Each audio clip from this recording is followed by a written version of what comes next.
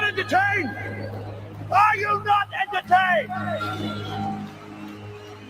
Is this not why you are here?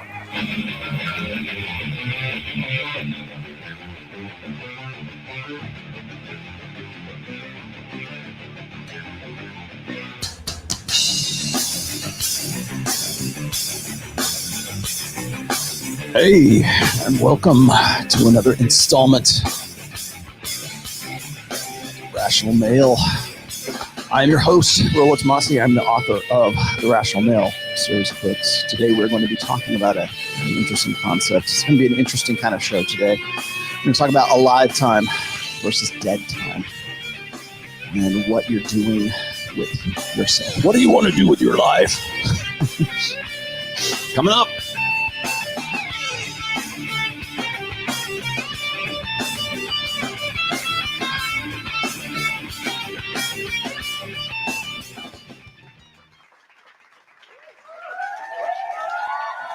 Yes, that's me. Hey guys.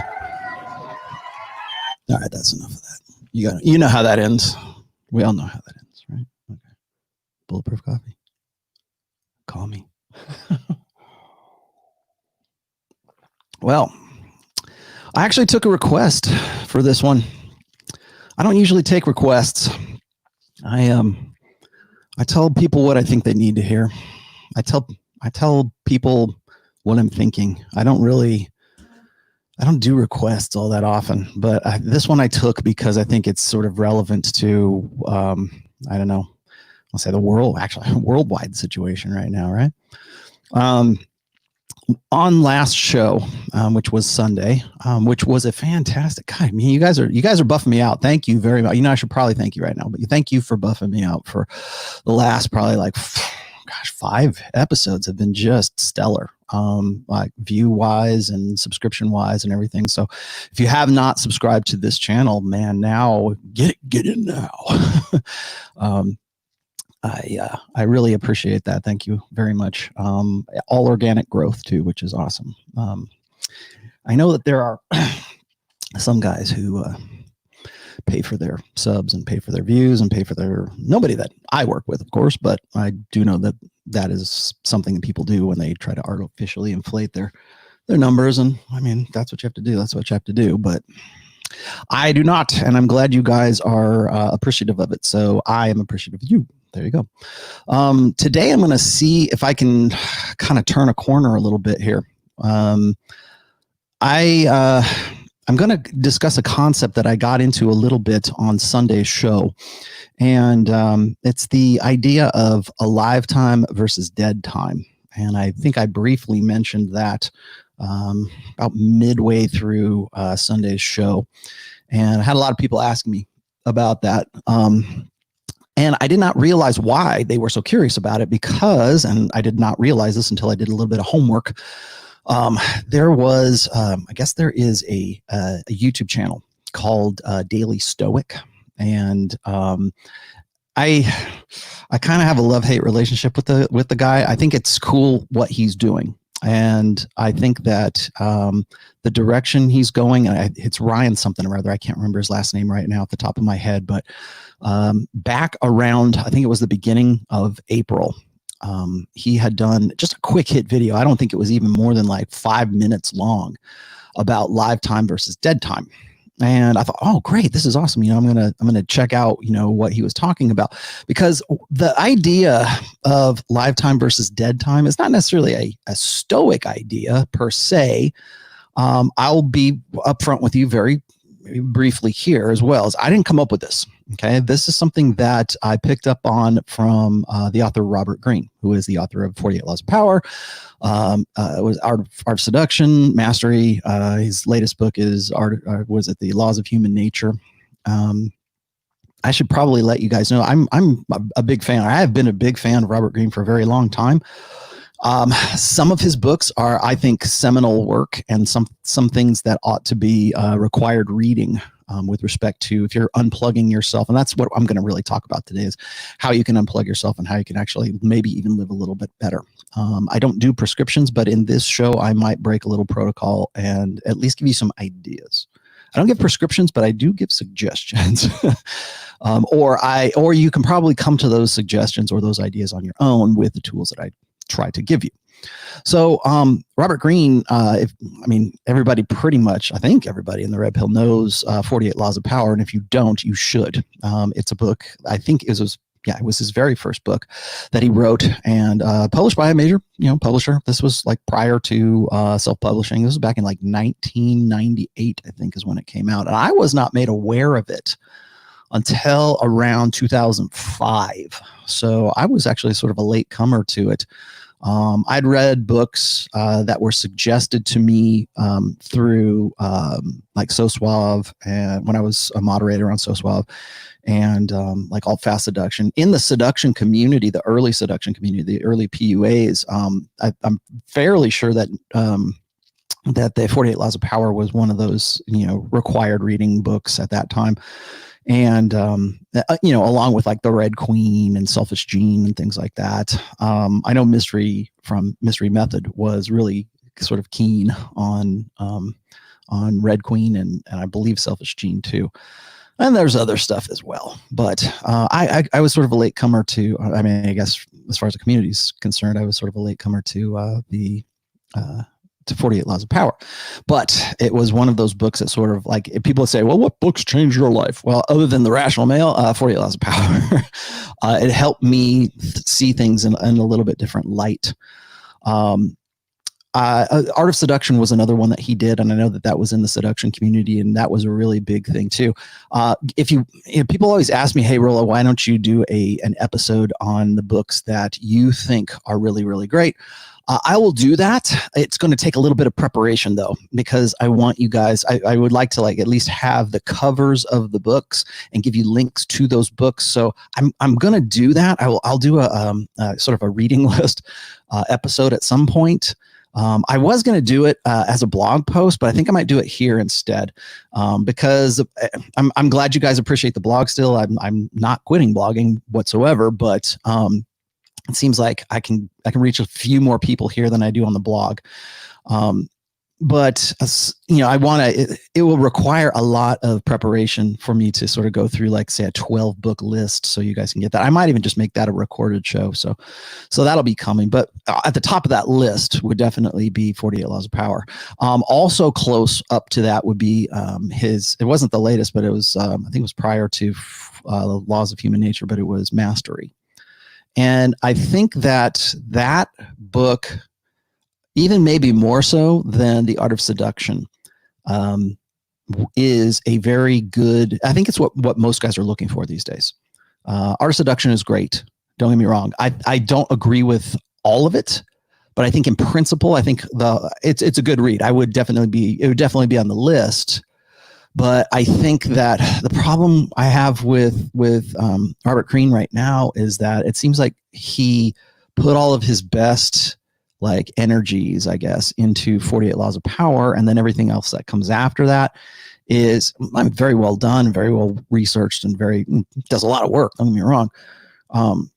But it seems like, I don't want to say he's more woke in the Laws of Human Nature, but I think he is writing for an audience now rather than like to an audience.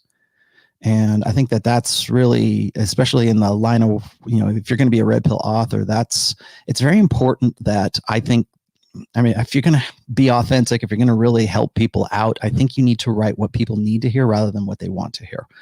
And that comes at the cost of not necessarily offending people, but like giving people like sort of this thrill or this entertainment value as opposed to this education value. And I've talked about that. I talked about this in the Red Meat episode, which was about, now it was almost 6 weeks ago, I think.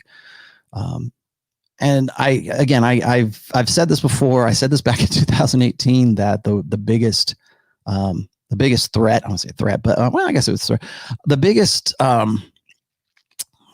don't want to say corrupting, but the biggest thing that I think the manosphere has had to deal with over the course of at least the last 2 years and probably going on the next few years is authenticity. And it's It's real easy to become a grift now.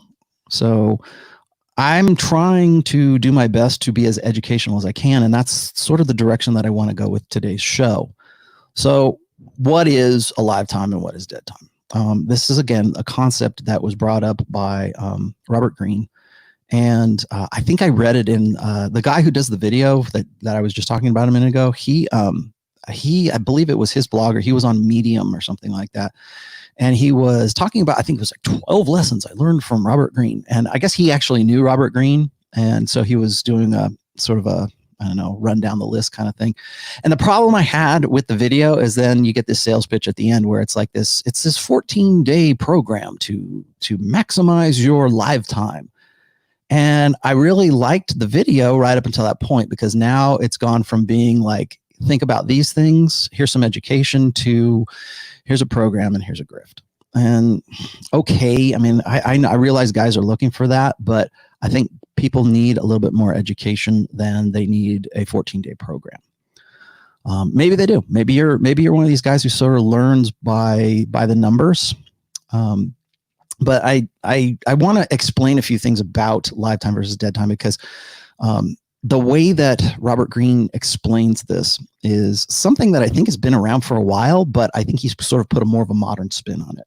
So what is a live time? So let's go back. I'm going to run down my show notes here.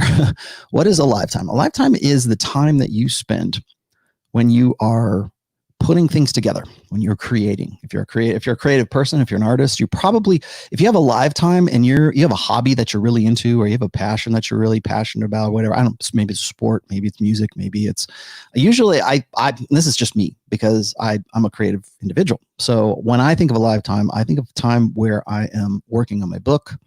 That's a live time for me.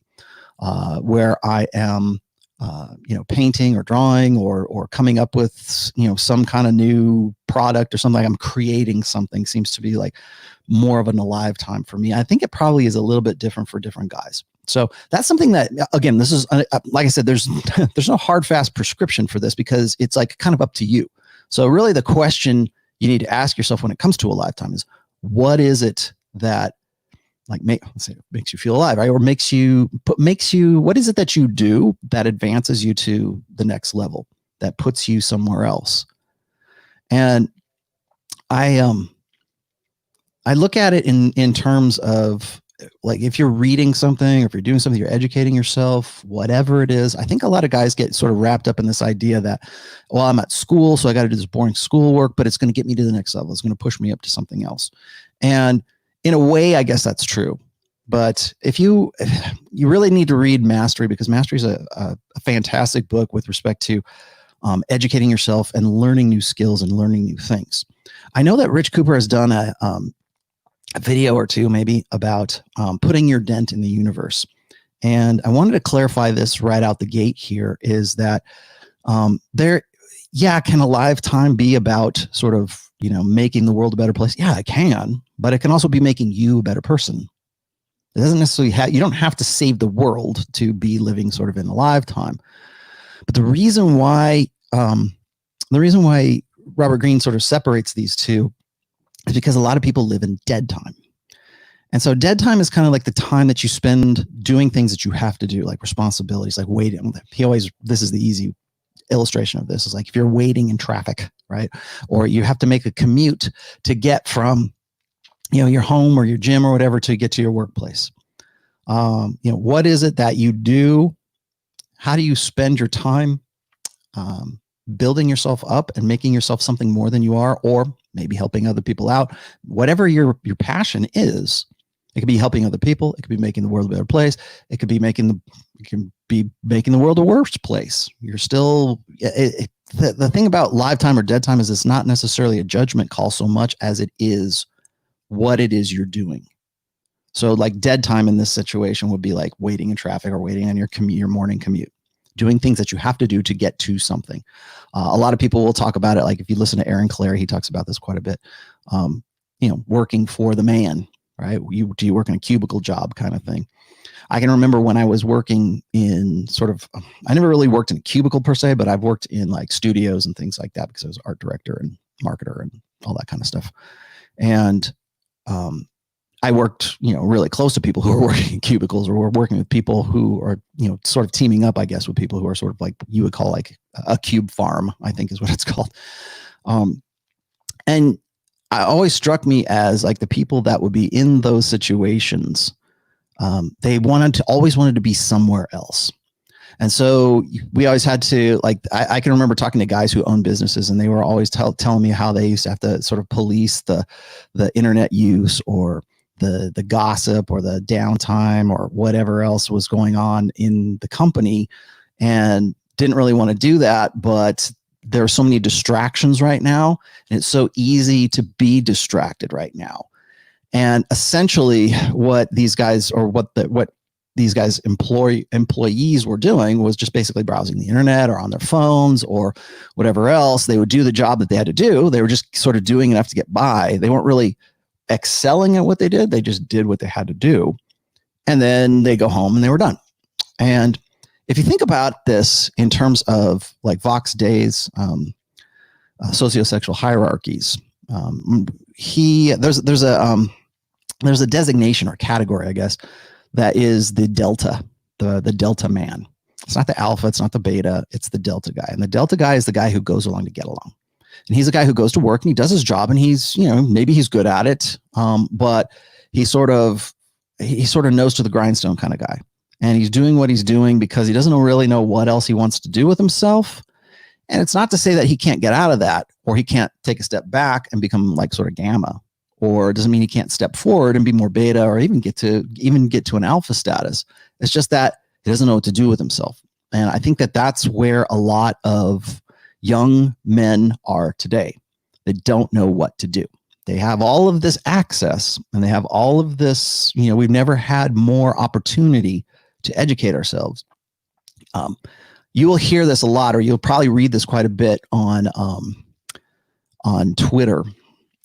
You probably know the accounts, and I'm not talking about like TradCon accounts per se, but like guys who are just sort of, go and get out there and seize the day, right? That's really the whole message, is get out there and do this, and get out there and get off your butt and go do push-ups at 4 a.m. and take cold showers. And like, that's pretty much the advice that they have, and go buy their ebook. Right. But where does that come from? And that comes from the fact that these guys have picked up on the idea, or actually the truth, I guess, that there's this generation of men who are sort of leaning into that delta category right now. They're not necessarily, there's a lot of gammas, don't get me wrong, but that delta category is really popular right now because guys just either they don't know what they want to do, or they don't know how to get to what they want to get, or it's just easier to sit on your phone. Right. That's why I was talking to the guys who are, owning businesses, where I'm trying to promote their businesses. I'm trying to, do promos for like their brands, whether it's a liquor brand or whatever else. And then I still have to deal with the people who are sort of the administrators, like the compliance people, even salespeople. Salespeople at least are active. They have to get out there and they have to socialize and they have to be doing things. And it's all about the hustle. But it's the guys who are in the administration. It's the guys who are in management or a little bit below. And it seems to me, and I noticed this over the years, really kind of from about 2000 up until about 2012 or 2013. And it's easier, I think, now to police that. I don't know if you guys work in a cubicle or something, or you've got like an IT department that sort of tracks, your usage of the internet, or where you've been, or what kind of what sites are you going to visit? I have guys. The reason I know this is because I had guys that will say, "Rollo, my place of business, or where I work at, is blocking the Rational Mail because they think it's like a hate site, or they think it's like it's a block site or something." I had some guy actually hit me up and say, like, he was trying to use the Wi-Fi at an Applebee's restaurant, and for whatever reason, I guess I'm on some sort of block. My blog is on some sort of block list for Applebee's or whatever. I don't know, whoever they're using, which I thought was kind of interesting. But there's people and there's guys who want to save the world, or think that they're doing some sort of greater good from their cubicles. And so you'll get guys and women, and particularly women, who want to get on. Of course, it used to be forums. Now, of course, it's Twitter and social media, and we see this happening right now. So you've got people who are, if they're going back to work, or if they're wherever they are, they think they're doing sort of, what do they call it? Hacktivism, right? They think they're doing some sort of active like protesting by going on Twitter and speaking their mind kind of thing. And it's real easy to do that because all you're doing is just like tap, tap, tap, tap, tap, and that's all you have to do. And there's nothing else that's really required of you. So it's that kind of like low effort, low investment, I don't know. I low investment, like I don't call it activism. Maybe it is activism, but it's this low investment feeling that you're actually contributing something, that you're actually doing something. And I think that that's something that's kind of come up really in the last 10 years for sure. And I see Sam Bada is in. Thank you, Sam. And so when I see this, when I, like I said, from the time it was about 2000 till about 2012 or 2013. I think it was easier to do that. It was easier to be involved. Like I was involved in SOSWAP forum for all that time because that was what we used to do. That was the best way to go about like discussing ideas. And I would do that in my downtime, but in my uptime, I had to be at promos. I had to be developing new products. I had to be, creating new bottles and labels and coming up with ideas for people who had a lot of money. And after a while, I thought, why am I doing this? Why am I making other people rich? And particularly when I had to deal with people who who did not know that I had ideas that I thought were pretty damn good. And it turns out that they were pretty good later on, once I decided to sort of separate myself from that kind of mentality. And I had to go through this myself. Like I had to get to a point where I had to get hungry again. I was hungry, I think, in my youth, like when I was younger, certainly when I was in my 20s, my rock star 20s, I just wanted to sort of put myself out there because, why not? I was sort of on the tail end of like the Hollywood metal scene and it was an easy way to get laid. And I thought, hey man, this is great. I can go see the world. I can go travel if I want to. And of course I never really got out of like Hollywood, but that was the idea and I was hungry for it and I was looking for those opportunities and you got that fire and you have that momentum, I think. And I was doing the prep work for this show. I was looking at an old post that I had, and I won't bring it up for you right now, but I was looking at some stats, and I guess there's some research or there's some kind of statistical studies, I guess, where it shows what ages most men make their most significant impact in life. And they were doing this from the perspective of like, say, scientific advancements, like people like coming up with like doctoral theses or whatever it is that they are, how we got to certain, like, I guess, technological levels or something.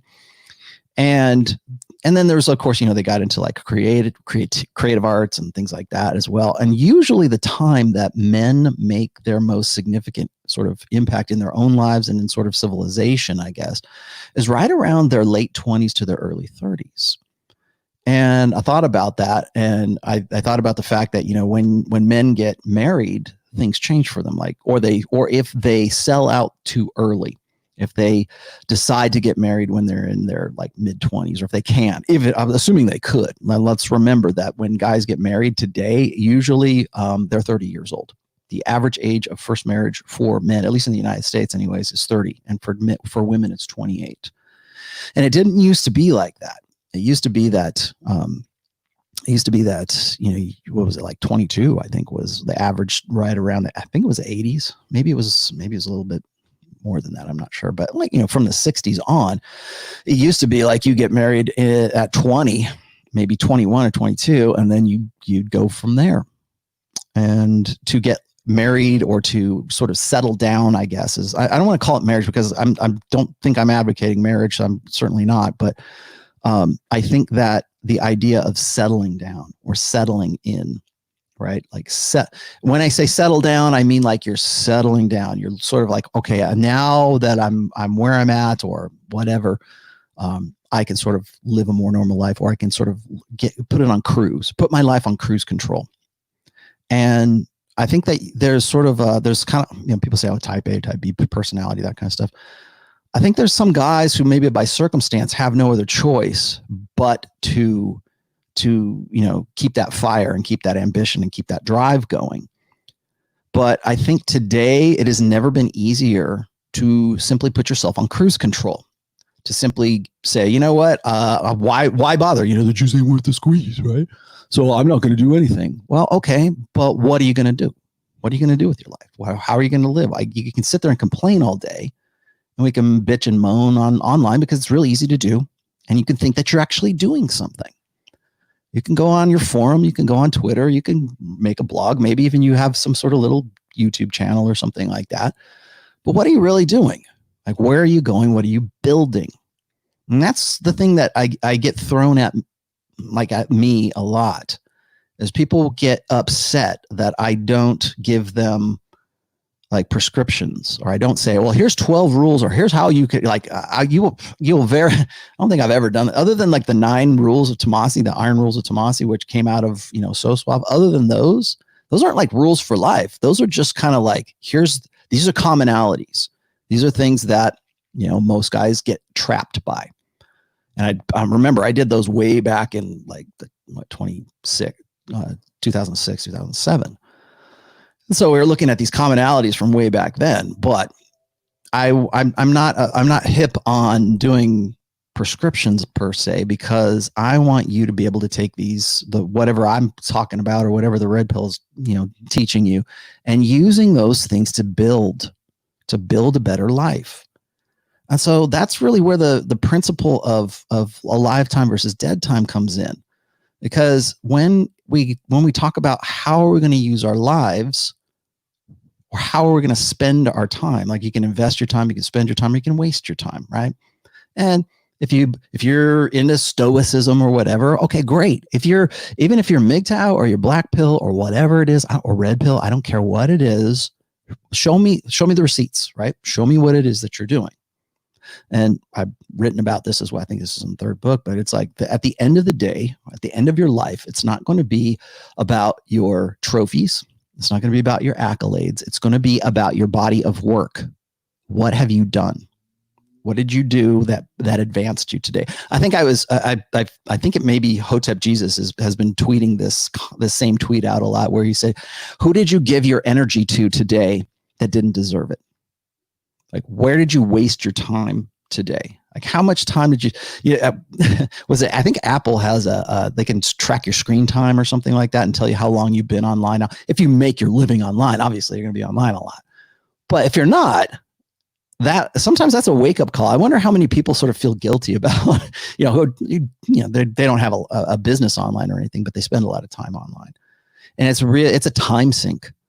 And I've learned this. One of the reasons I wanted to do today's show is because I've had to learn to be more as a writer. I've had to be more disciplined as a writer than I ever had to be when I was working liquor promos, or I was doing casino work, or I was working in gaming, that kind of stuff.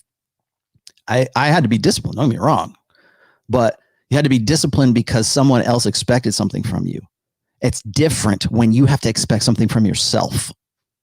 And so when you have to expect that from yourself, when you have to say, okay, I've got to get up off my ass today because I am the one who is solely responsible for my success or my failure today. And I can say, well, I got to go to work and I got to clock in, click, okay, well, great. Thank you, Mr. Delta. Great. You did a good job. You probably are very good at what you do, and you clock out and you go home. And if that's satisfying for you, great, that's fine. But what are you, where do you go with that? I'm not saying you have to live some super meaningful life. Maybe that's all you want to do is just set it on cruise and go. But just know that today it has never been easier to set it on cruise and say, it's good to go. I'm fine. Don't need anything else. And so, like, when I see guys who are talking about like, oh, I'm going MGTOW, or I'm going blue, or I'm going black pill, or whatever, it's like, oh, cool, good. If that's what's going to work for you, fine. What are you doing? So you have all this great time, and you have all this opportunity, and you have all of this freedom to do whatever the hell it is that you want to do. What are you actually doing? What are you doing? And I'm not going all Jocko Willink on you here. Okay. I'm not trying to say, oh, get on there and go and do pull-ups or what, at 4 a.m. and sweat. I'm just saying, what are you going to do with it? And I don't think a lot of people even ask that question of themselves. And so what that means to me anyways, now, like alive time versus dead time, I feel bad that I didn't figure this out earlier. That's why, really, that's all I do is like to say, think about these things before you make decisions, before you make decisions that might affect your life. Well, this is one of them. I really wish, like people will say, well, I wish I would have had the rational male. So I would have known better. I'm going to give the rational male to my son when he gets to be 16. Great. Cool. But also make sure that you tell that kid about alive time and dead time and how to manage that and budget that. Because now more than ever, there are so many things that are dead time. So when we talk about like, you'll hear this constantly. Like people say, well, all these young guys, all this, what is it, the washout generation or the Lost Boys generation? They just play video games and they don't have any ambition or any passion. Oh boy, look at women. Women are all out there. And it's like, what is it? 65% of college enrollment is women. Look at them going. And what guys do is they go, I'm on cruise control, and look at these idiot women going to college and getting all of these, worthless degrees and getting, running up $100,000, $200,000, student loans that they expect us to pay when we get hit to be 30. Screw that. And then women, of course, then the women bitch and they say, oh, well, we can't find any man that's that's good enough for us. We can't find any man that is economically attractive to us. And then, of course, what that does is it creates this cycle. And the guys go, well, I thought it was about love. It's not about, and so it goes over and over and over again. And so you've got guys who are just set it and forget it guys. And you got women who think they're being ambitious, but they're really just sort of fed into this machine of debt and this, you can do it all kind of girl, or you have to do it. It's not, no longer is it you go girl. It's you have to go girl. You have to do this because these guys they're not worth your time. Like men will say like, well, the juice ain't worth the squeeze. Well, you know what women are saying is saying, the juice ain't worth the squeeze with these guys because they're not doing anything. They're not living up to their expectations. You say, well, okay, fine. I'm not going to make women the measurement of my life. Great. Okay. We have that settled. Got it. What is the measurement of your life?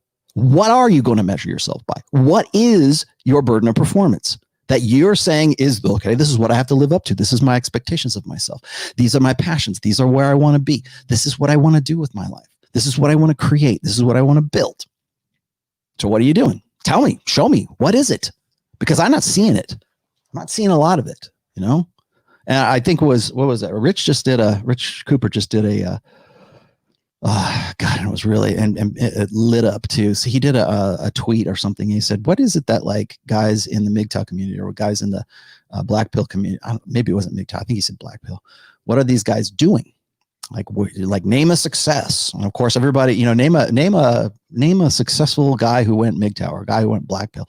And of course, what happens is then they go and they say, well, Orville and Wilbur Wright, they invented the airplane. It's like, can we have one from this century? Because I think what's happening is we sort of we retcon things.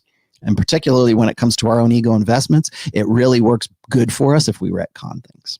And what I mean by that is retconning is basically just sort of rewriting history. You find somebody like, was it Nikola Tesla? Nikola Tesla was MGTOW. No, he wasn't. He didn't know what the fuck you're talking about. What's MGTOW? He wouldn't know. He wouldn't have any idea what you're talking about. But you would say, well, he's just giving up women because he's focusing on. And you know what? Guess what? Even if you're going to use that, even if you want to say, well, Orville and Wilbur Wright, or Nikola Tesla, or any of these guys that people will say want to go back and say, well, what about Albert Einstein? Well, Albert Einstein was married. I'm pretty sure he was married. They want to find somebody in the past who's made some sort of significant contribution to Western culture or civilization or whatever else, and we say, well, he must have been successful because he was sexless and celibate, or maybe it was somebody in your particular religion. Right? Okay, fine. That's great. What are you doing? First of all, those guys they probably wouldn't consider themselves MGTOW, but they would say, well, I just sort of gave up on women and, here I am.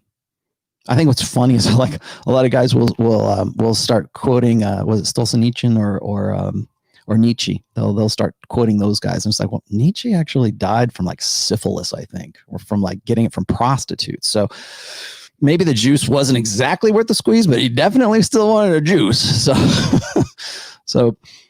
But like those guys did something great. That's awesome. They, hey, Nikola Tesla did the Tesla coil. Zap. Okay. But What are you doing? That's one guy. And first of all, I doubt he would even recognize what MGTOW is or black pill or whatever else. But guess what? He at least, you can point out like a couple of guys in history who actually have done that and actually made some sort of significant impact. One would think that if that were the case, that those guys would be like way more recognized and way more well known. Right? Yeah. Okay. Wilbur Wright. Great. Yeah. Oh, okay. He figured out how to make a flying machine. Awesome. What are you doing? Where is it going from there? So I just want to get back to a few things here when it comes to live time versus dead time. What are you? I think the first question that guys have to ask themselves is like, what am I doing right now that is actually pushing me forward? Where am I going? And I'm going to read something to you today, and I don't usually do this, and I would not. This is not in any essay, what I'm about to read to you. It's not in any book that I've written. Well, other than this book. I wrote it by hand. It's in the Great Big Book of Everything right here.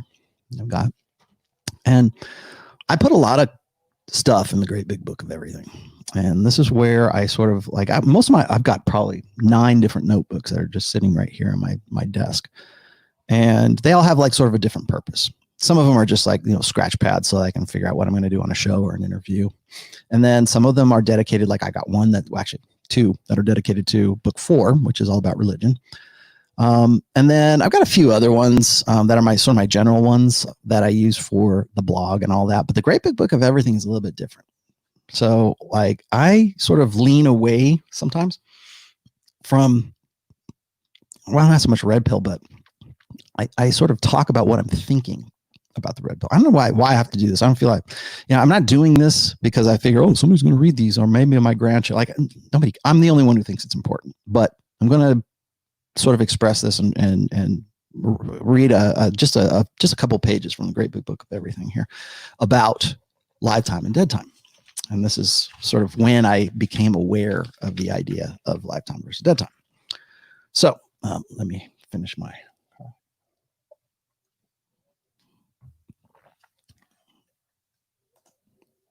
Really, Christopher? Are you okay with men getting surgery like a nose job? Are you okay with it? Doesn't matter what the hell I think. There you go. Get a nose job. No, but you should go get that jazzercise thing. Yeah, put that in your mouth. I want to see somebody who's like in the manosphere to actually use the jazzercise thing. Okay, sorry. Okay, it's getting serious now. All right, so this is from the Great Big Book of Everything, and I'm about maybe a third of the way in here. And so, okay, so this is just some things that I've wrote, and maybe I'll read the whole thing. Maybe I'll just paraphrase some of it. Okay, so I'm going to start. It says the few years a human has on this planet is sufficient to effect great things. As I get closer to the end of my own life, I can see the bigger scheme of our purpose in life. An average of 80 years to create a lasting effect on the world is a short while. And I wrote that because I was thinking about, like, I'm 52 right now. And it's funny, I have guys that say, never tell these guys how old you are. I don't care how. I hope you knew. I hope you know I'm 52 years old. So I thought about this, and I was thinking, how much time does the average guy have on planet Earth to do something? Now, if you were born, let's say, in a different era, like if you're born during wartime, maybe you didn't know you're going to be in a war, right? But what are you going to do with yourself from the time you were, like, say, 13 until you're about 30, and then maybe you died? Like, what is it that you could do? Is it can people make a significant impact on leave a dent in the world, right? Within that time, what can you do in that time? So I thought about that. We live longer lives right now, obviously. I think what's the average age is like something in the 70s or something. For guys, I think it's in the 70s. I'm pretty sure it's in the 70s. 77, I think it is. And you can get to 80. You live to a pretty good old age. I hope I live to be 90, really. I kind of do. I hope I get up there. I'm actually from a pretty long-lived family anyways, except for my father. But so anyways, an average of 80 years to create a lasting effect on the world is a short while, even under 100 years, right? So figure you grow up an average kid to 20 years of age, and now you're at 60 effective years. So, you got to factor in that it's probably going to take you to get to be at least 20 years old before you actually can be an effective, I think, man. Right? We always say, well, a man has to be like, it used to be earlier, right? But like 18 years old. Okay, well, let's just say it's 18 years old. So 18, 20 years of age. And now if your average age is 80, and I was trying to make sort of round numbers here. Now you've got 60 years to be effective.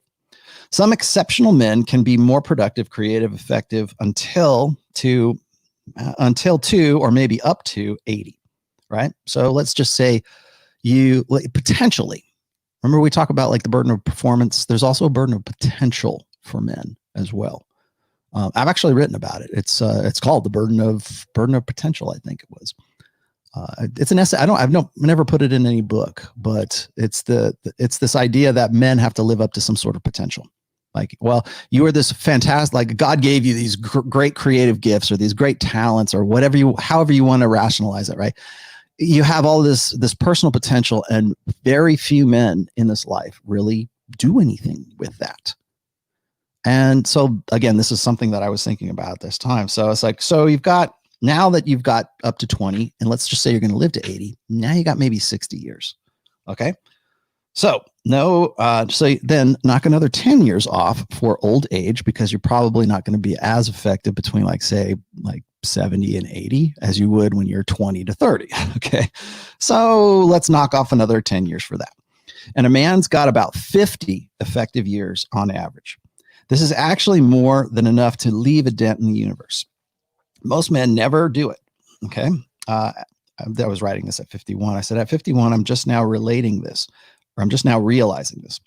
What's really worth doing now? And I think guys will come to that question earlier and earlier. What is worth doing? So when we talk about live time versus dead time, I think the way we can define live time is what we think is worth doing. So you got guys who say, well, I'm going to check out of the sexual marketplace. It's not worth it. Okay. If that's not worth doing, what is worth doing? What's worth it to you? I'm going to get in the gym and get jacked. Awesome. Go do it. What do you do? What did you do? Live time for you must be in the gym, right? What do you want to do? I want to be a programmer. I want to be a coder. Okay. Well, then you're going to have to learn about that. It's never been easier. And it's just, I'm kind of putting my finger here. It's never been easier, or I shouldn't say easier. We have never had more access to mastery than we do today. And this is straight out of Robert Greene's Mastery. Like guys will say, I have a friend of mine, like one of my best friends, that Filipino guy, Raymond, he learned how to renovate his house strictly by watching YouTube videos. I think he took one class at like a community college, and his house is freaking gorgeous. He doesn't have a contractor's license. He just did everything according to what he learned either on YouTube or in the sort of home renovations class that he had. And he's got this bathroom that has like this, like he cut the tile, put the tile in, but underneath the tile is like feet warmers. And so he put those in there, and he actually videotaped the whole thing, how he did it, learned how to hang drywall, renovated the kitchen, did all this stuff because that's what he wanted to do. And so I used to work with a guy who was one of my best friends. And I remember when he would go to work, and he would tell me, Rollo, I'm just here to get a paycheck and go home, because what I would rather be doing is this kind of stuff. I really like this. Now, I don't know that he's doing that for a living or he's created a business or whatever, but that was his lifetime, was going home, learning stuff and putting it into his house and buying. Like, I think he might've bought this house pretty cheap, and then I don't know if he was going to flip it, and then he like fell in love with it. And he wanted to stay there because he put so much work into it. And I believe he's Raymond, if you're watching, I think he's still there, but that was something that he really wanted to do. So that was kind of live time to him. Now he was doing that because that's what was sort of intrinsically rewarding to him. And that's, I think, is the hardest part for most guys to really register. What is inherently intrinsically rewarding for you? So it's one thing to say, well, I'm going to go to college and I'm going to learn this, whatever it is, or whatever you're majoring in. Now, are you doing that because you think you're going to make a lot of money on it? Or are you doing that because it's intrinsically rewarding for you? And that's where I kind of part ways with a lot of guys who will say, well, if you go to college, it's always a waste of time and it's always wasted money, and it's an indoctrination center, and you probably have a point there. with respect to like sort of the general ed, but like, why are you going? Why did you think it was a good idea to go in the first place? Why did anybody think that going to college is a good idea prior to this? Because that's where you had to go to be a master at something. You can get a master's degree. My daughter's going on for her master's degree. And so that's a means to mastery. The courses you learn, the things that, you know, that maybe it's a trade. Maybe you're really passionate about being an electrician. I don't know. I can't say, because I'm not you, you're not me. And I don't want to say that like one thing is more valuable than the other, because what I do for what I've done really for a living for the last, I don't know, 20 years, people will say, well, you're not contributing to society. You're just doing, okay, well, that wasn't intrinsically rewarding for me. Like, that's not where my head was at. And that's what I'm doing. And now I'm doing something different. And so we're going to talk about drive here in a minute. But when we're talking about live time versus dead time, I think the toughest thing that guys have to the hurdle that you have to get over is figuring out what it is that is really rewarding for you. Like, I'm sure you've heard this before. It wasn't my dad that said this, but I'm sure somebody's dad said this, is that, you know, do what you love and the money will come.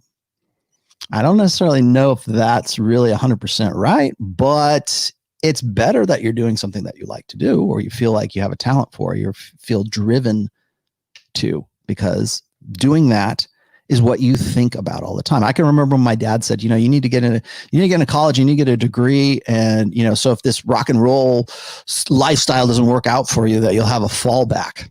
You know, you need a plan B.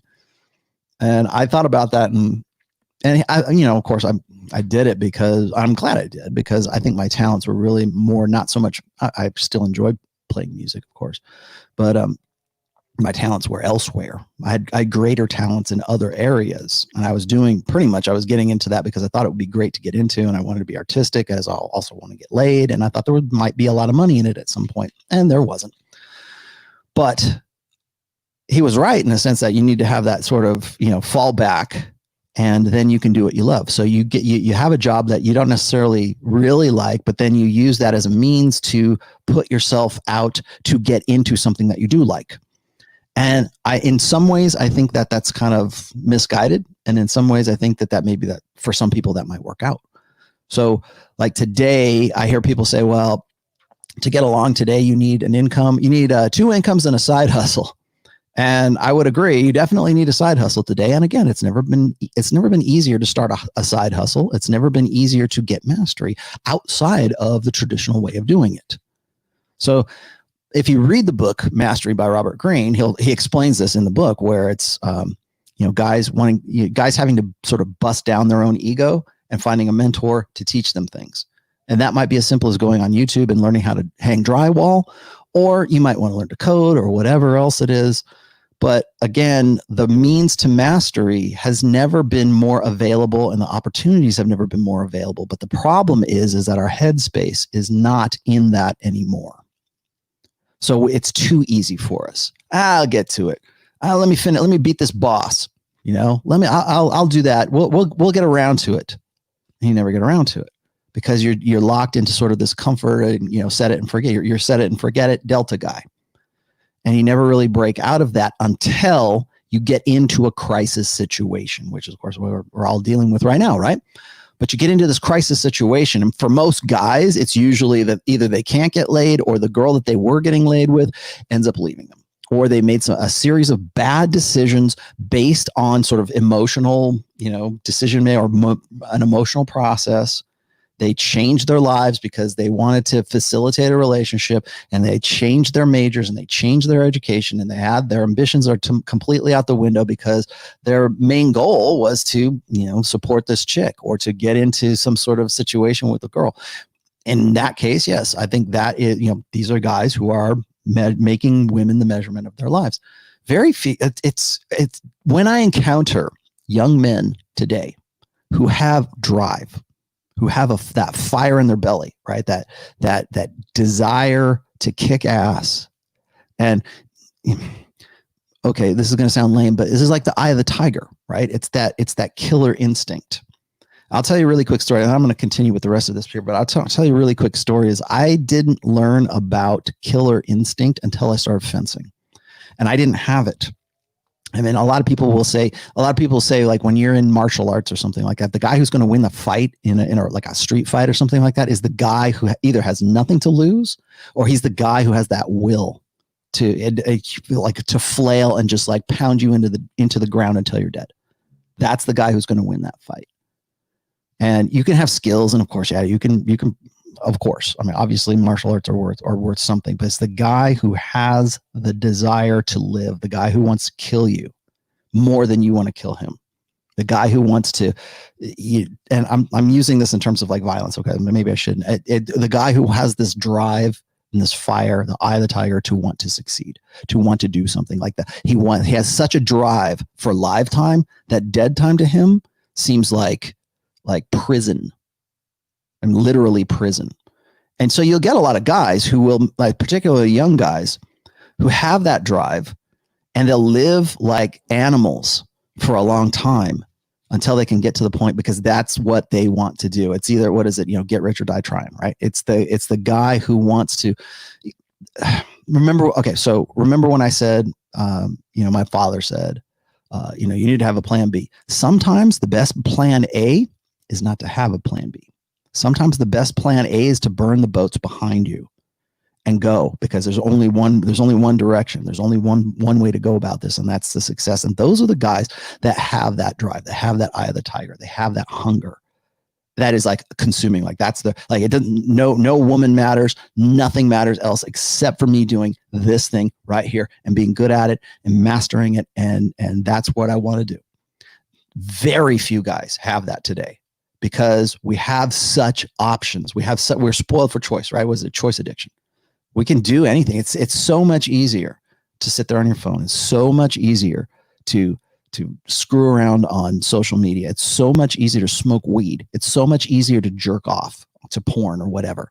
It's so much easier to be sedated. And you know what? All you got to do is express one slight interest in relaxing and entertainment and being sedated. And you know what? There are industries, multi-bazillion dollar industries that are right there to help you do it and to keep you right there. So when it comes, like people say, well, how come you're against pornography, Rollo? I'm not necessarily against pornography per se. I'm against the sedation of guys with pornography. That's what I'm against. You want pornography? Hey, Sterling Cooper's a friend of mine. Go, whatever. But it's the sedation part. It's like I'm not necessarily against guys smoking pot, but I am against the idea of guys smoking pot so much that they can't get up off of the damn couch, or drinking. And I'm guilty of that too, man. I have said this before, is that I have worked pretty much most of my life at least half of my life in liquor market, in wine and spirits. And when I got to be about 50 years old, I said, you know what? I want to do something else. I wanted to, focus on my writing. And I think I put book 3 out back right about then, or right before then. And I wanted to, I'm like, I don't want my legacy to be, oh, well, he was really good at, making liquor bottles and selling liquor. Right? I didn't want that. I wanted to help people at that point. I wanted to, it's really interesting to me to I think when I was younger, certainly when I was in my 20s, I had that fire. I had that eye of the tiger. And I learned the eye of the tiger thing is I was a competitive fencer, but I wasn't a very good one until I started learning from this guy who was from Belgium. And I can't remember the guy's name right now, but he told me this, the guy says, you will be you suck at foil, right? There's three weapons. There's foil, epee, and saber. He says, you need to fence saber first and then try epee, forget about foil. And I'm like, okay, but why? He said, because you need to learn the eye of the tiger. And the only way you can learn that, that was his way of saying killer instinct. You need to get hungry so that you want to win. It's not just out there and you're having a good time and, oh, this is fun. Either if you're going to be competitive, the idea of competing is to win. To get out there and to win at whatever it is you're doing. But in this case, it was fencing saber, and saber hurts. You get whacked by a saber. You're going to I probably still have welts somewhere from my time in saber, when I was in my 20s. But, you've got to be fast. You've got to have aggression. And that's what he wants. That's why he put me into saber. And I did. And I found I did really, really well at that. I actually succeeded where I was failing at at foil, at other weapons. But that wasn't the point.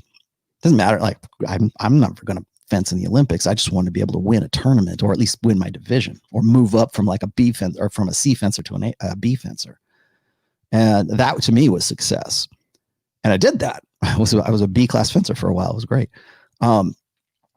But I had to learn aggression. I had to learn how to want to like have the will to hurt somebody. And I don't mean that like in a violent sense. I mean that like to dominate, to put myself above somebody else.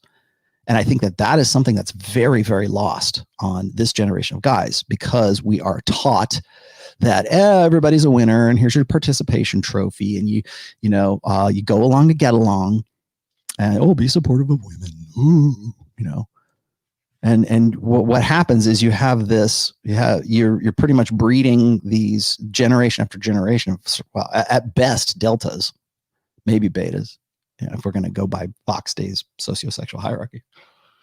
Excuse me.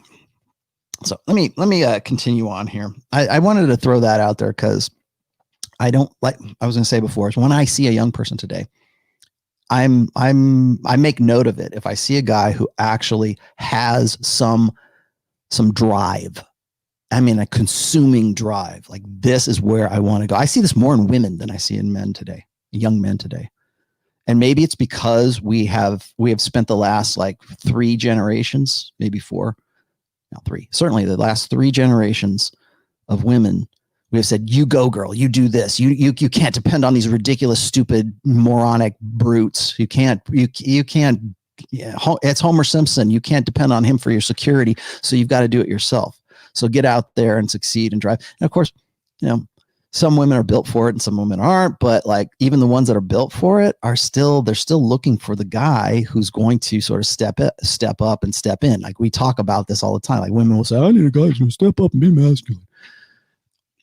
Even the quote unquote alpha females are still looking for that guy. I mean, every guy, we were talking about this about 4 or 5, well, no, it would have been back in November or October. Remember when that article came out about how women were complaining that they couldn't find economically attractive guys, or they would be, bitching and moaning about how, like they couldn't find an equal, like I can't find an equal partner. Like what is it? Like Sheryl Sandberg told me there'd be an equal partner ready for me when I was done on the cock carousel. I can't find her anymore, or find him anymore. Well, yeah, because they're wise to the game and it doesn't make any sense for them to do that. So you get tradcon women who are complaining about, we can't find any real masculine men anymore. It's like, well, they're there. They just don't want to deal with your bullshit. And it's not a good deal for them anymore. So yeah, so you're going to see a decline in marriage and you're going to see all that stuff. But the way you get those guys is through conditioning them and sedating them so that they don't have that drive. And like I said before, I think that we probably try to like sort of embed that into women's psyches these days, because Disney, from the time they're like 5 years old, the little girls, I've talked about little boys all the time being raised as defective girls. Well, what we do with our little girls right now is we raise them as defective boys. And so when they get to the point where they want to be women and they're looking for men to be dominant and competent, they're not there because we've switched everything. And we say, oh, well, you're going to need to take care of this guy, rather than because you're the princess who saves the prince this time. That's completely ass backwards from the way that we evolved, that we're supposed to be, right? I mean, we're not blank slate equals, but we're trying. It's funny to me that we have these binary ideals, or these binary, these conventionally binary ideals that we put into little girls, which are just basically the opposite of what we do for little boys. So when women, like I've said this before, when little boys who are trained and conditioned as defective girls become young men, they become defective women. And the same thing is applied to women. So when little girls who have been trained to be, the princess who can do anything and be an astronaut, whatever, okay. But when you get to be older, now you're a defective man. And you're looking for things, and you're wondering why you have these like and ladies, if there's any ladies watching this, once you get to that age and you have all this fire and this I'm a kick-ass go girl. Yeah, well, good for you, but the guys that you're looking for, you're looking to find the dominant, competent guys that you're biologically wired to look for. Those guys aren't there because we've switched things around.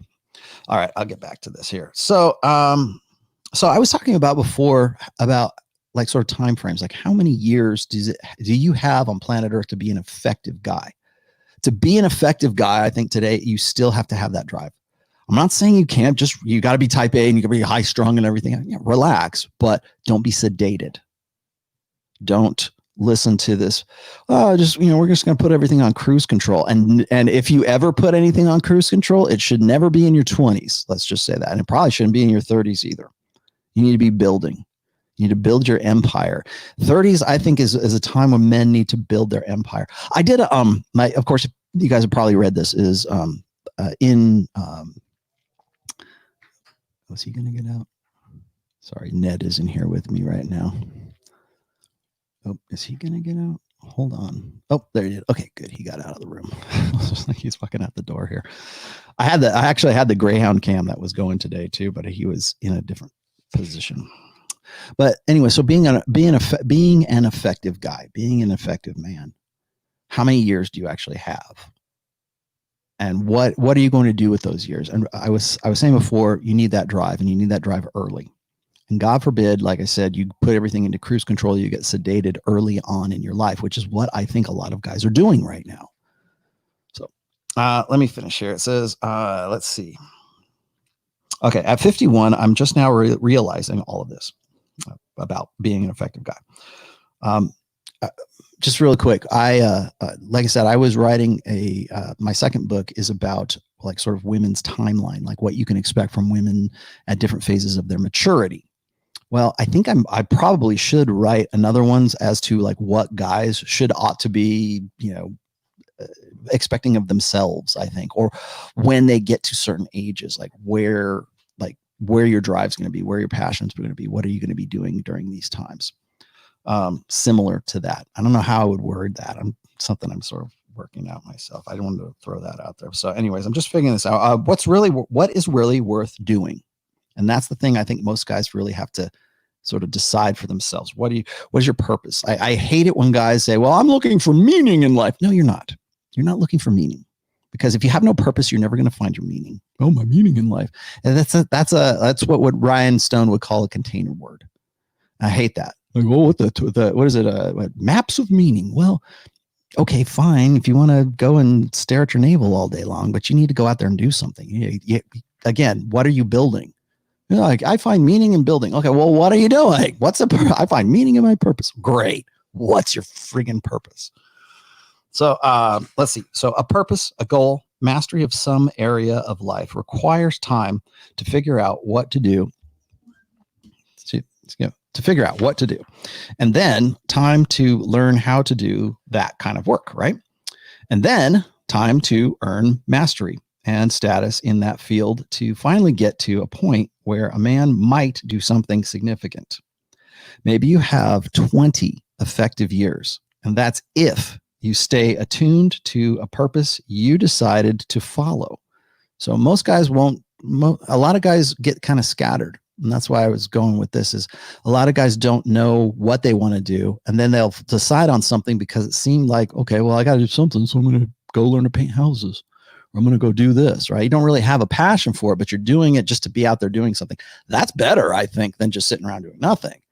But guys, I think it's more important. Like, a lot of guys will get into a certain thing. Like I never set out to work in the wine and spirits industry. Well, I never set out to be an author either, right? But it came as a result of like sort of this cascade of things that I did. And so at each one of those, like for me, like being an artist and everything else, or being a hobby, like I can remember times where I'd be working, I'd be like sitting in traffic thinking about what I was going to do at my hobby table for the 1 hour or the 2 hours that I was going to get maybe away from all the responsibilities I have. Because you think about average guy, he's got to go to work. You got to go to the gym. There's maybe that's a passion. Maybe that is, active a lifetime for you. Okay.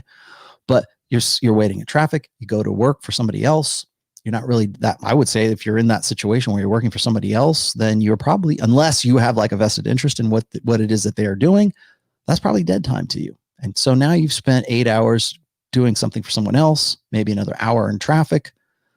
You come home, you've got responsibilities, maybe you've got kids, whatever. Maybe you can say that's live time. I don't know.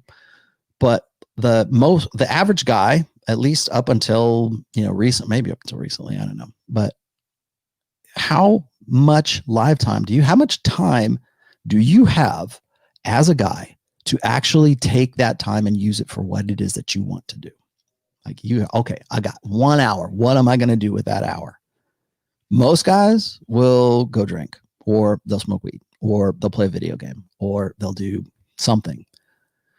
And what was another Hotep tweet? Again, this sort of inspired today's show. Is he was saying, what is it? It was just a really quick, simple tweet. He says, "You are what you do, what you think of, or what you do in your downtime. That you're the sum total of what you do in your downtime." And by downtime is, okay, I've got time. How am I going to use this time? And like I said before here, in this, like maybe the average guy has 20 years to actually make some kind of significant impact, to do something. Like what do they say in mastery? They say like you spend 10,000 hours on something and you're a master of it and you know how to do it. I mean, that's the round. I don't know how true that is, but even if that's true, that's a lot of time. And you got to really be dedicated and really like that and really want to be into that. And you have to have, hopefully you have some sort of natural gift for it. I mean, it's easier if you have a gift, but sometimes perseverance really works for you. I know a lot about a lot, and that comes from experience and just being interested in a variety of different things. And I think one thing that guys get sort of mixed up in is like, they think, well, what is it? The old saying is like, jack of all trades, master of none. I think of myself as a jack of all trades, but a master of some. Some of those things I'm damn good at, and some of the things I'm very masterful at. And I could probably do very well at some other things besides what I'm doing right now. It's just, I have more interest, or I have more of a passion for other things at this point. And maybe that'll change. Who knows? It can change. So let me continue here. So maybe you have 20 prime effective years, and that's if you stay attuned to what it is that what it is that you think you want to put mastery into. For a lot of people to spend like 8 to 10 years in like medical school is like, they don't understand it. They don't, like, if that's what you really want to do. Well, why would you want to be a surgeon? Well, maybe the guy wants to save people's lives, but you can make a lot of money at it too. So what is it that's motivating you? I think is the first thing you need to ask. Okay. If you stay attuned to a purpose you decide to follow, and according to your life's gifts, talents, skills, for most of your life, right? Sometimes those purposes require you to live out certain experiences in order to be effective in them later in life.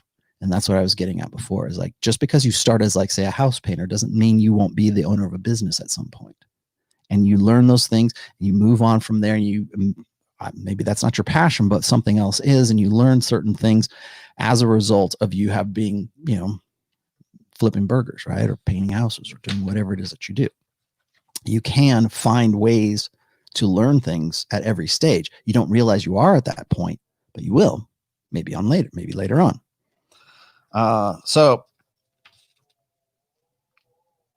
Okay, sometimes those purposes require you to live out. Okay, so I already talked about that. Okay, and this is the last part here. It says, and all along the way, there are time sinks and distractions. This is where lifetime and dead time come in, that slowly kill the effectiveness of your life, your effectiveness. Robert Greene calls these a lifetime versus dead time. A lifetime contributes to our overall effectiveness in this life. In the short period we have on Earth, most people never truly maximize this alive time. The time we allocate to make the most impact in our own lives versus the dead time we have distracting us from it. Most beta men live lives of dead time. They are constantly living in service of others, or responsibility, liability that prevents them from living effectively. Usually this is a result of choices they made that locked them into lives of perpetuated dead time. This is where the red pill comes in. So when guys hit me up and they say, well, Rollo, I really wish I would have had this earlier. I wish I would have read your book before I got married, or before I decided to make these decisions, or I had kids, or I moved to another state, or I took another major in college because these are things I believed in. This is where the red pill is most valuable, I think. When it comes to like using the tools here to sort of set yourself free, that's why we always called it unplugging, right? Why is it even called the red pill? Because it's showing you things as they are. And you can say, well, it's just warning you against stuff. Well, yeah, it does. Yeah, it can. And I think that's primarily the effect of the red pill, is to sort of say, okay, well, this is what's going on. But you can also use a red pill to leverage things for yourself. And that's the guy that's where I think a lot of guys, particularly beta male guys, or guys who are in like the black pill community or in the MGTOW community, is they stop. They go, okay, I'm red pill. I'm aware. I see all this stuff. That's it. It's what not to do. Here's 7 rule. Here's 7 red flags to avoid with women. Here's 12 things that if she does these, then you're out. And it's always about avoiding. It's always about damage control, damage prevention. Don't do these things. Or if you see her doing these things, you got to get out, man, because you'll ruin your life. Good. Warning is, I'm not saying caution isn't called for, but that's all there is.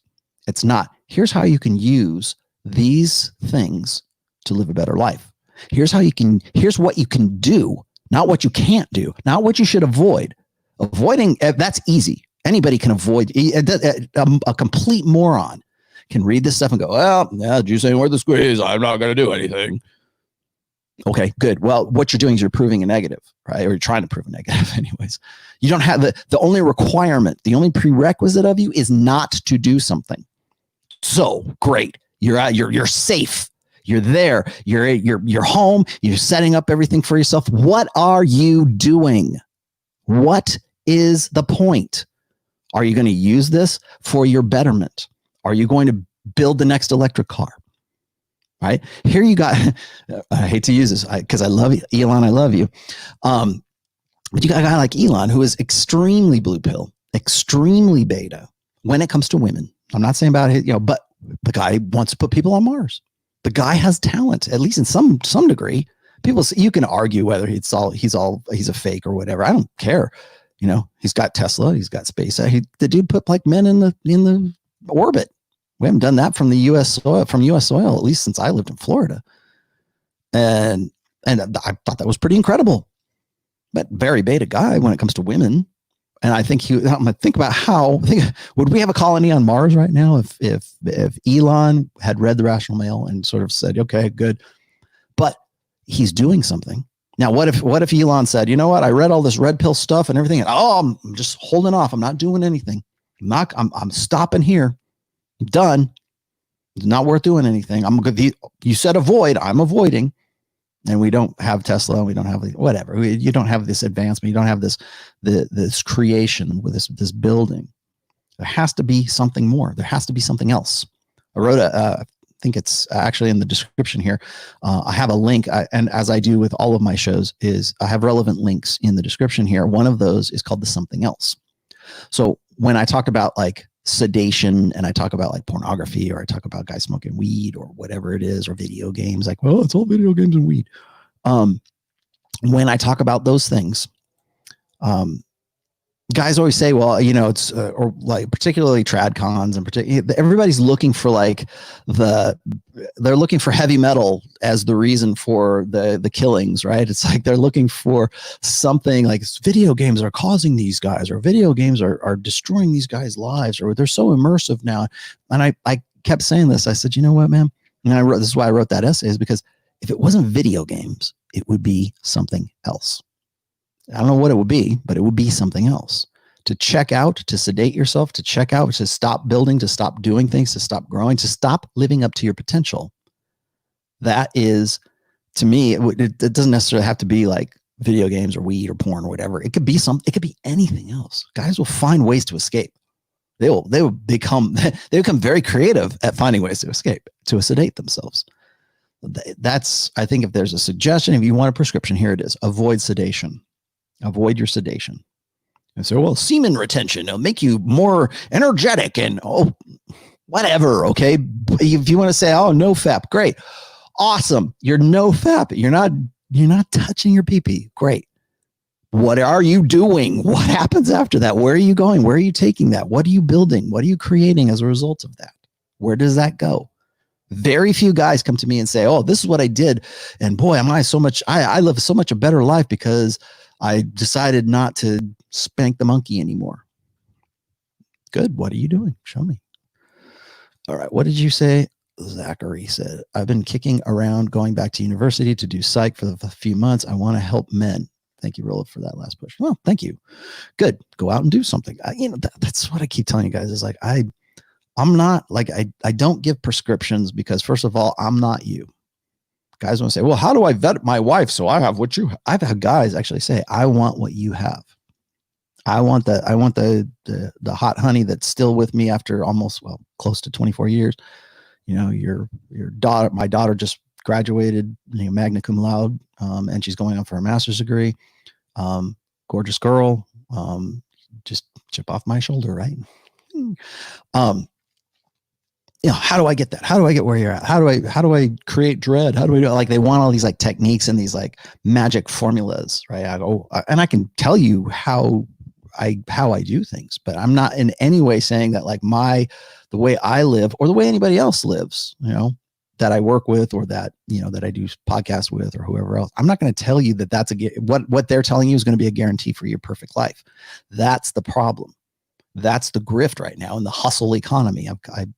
Man, you guys are going to love book 4. I have a section in book 4 about what I call the hustle economy. And the hustle economy in the red pill right now is selling you these ideas, really selling you avoidance is what it really is. How to avoid these things. Avoid. They don't tell you how to sort of leverage this to be better, to live up to your potential, to do something. You want to say Nikola Tesla is a great guy and he was MGTOW? Great. What are you doing that is in any way comparative to what Nikola Tesla did? And if you honestly think that, well, he avoided women and so therefore he created all these great things, most of these guys can't even tell you what Tesla did, Nikola Tesla. But okay, even if that was the case, even if you're 100% right, great. What are you doing? You're following in those footsteps, or are you sitting around jerking off?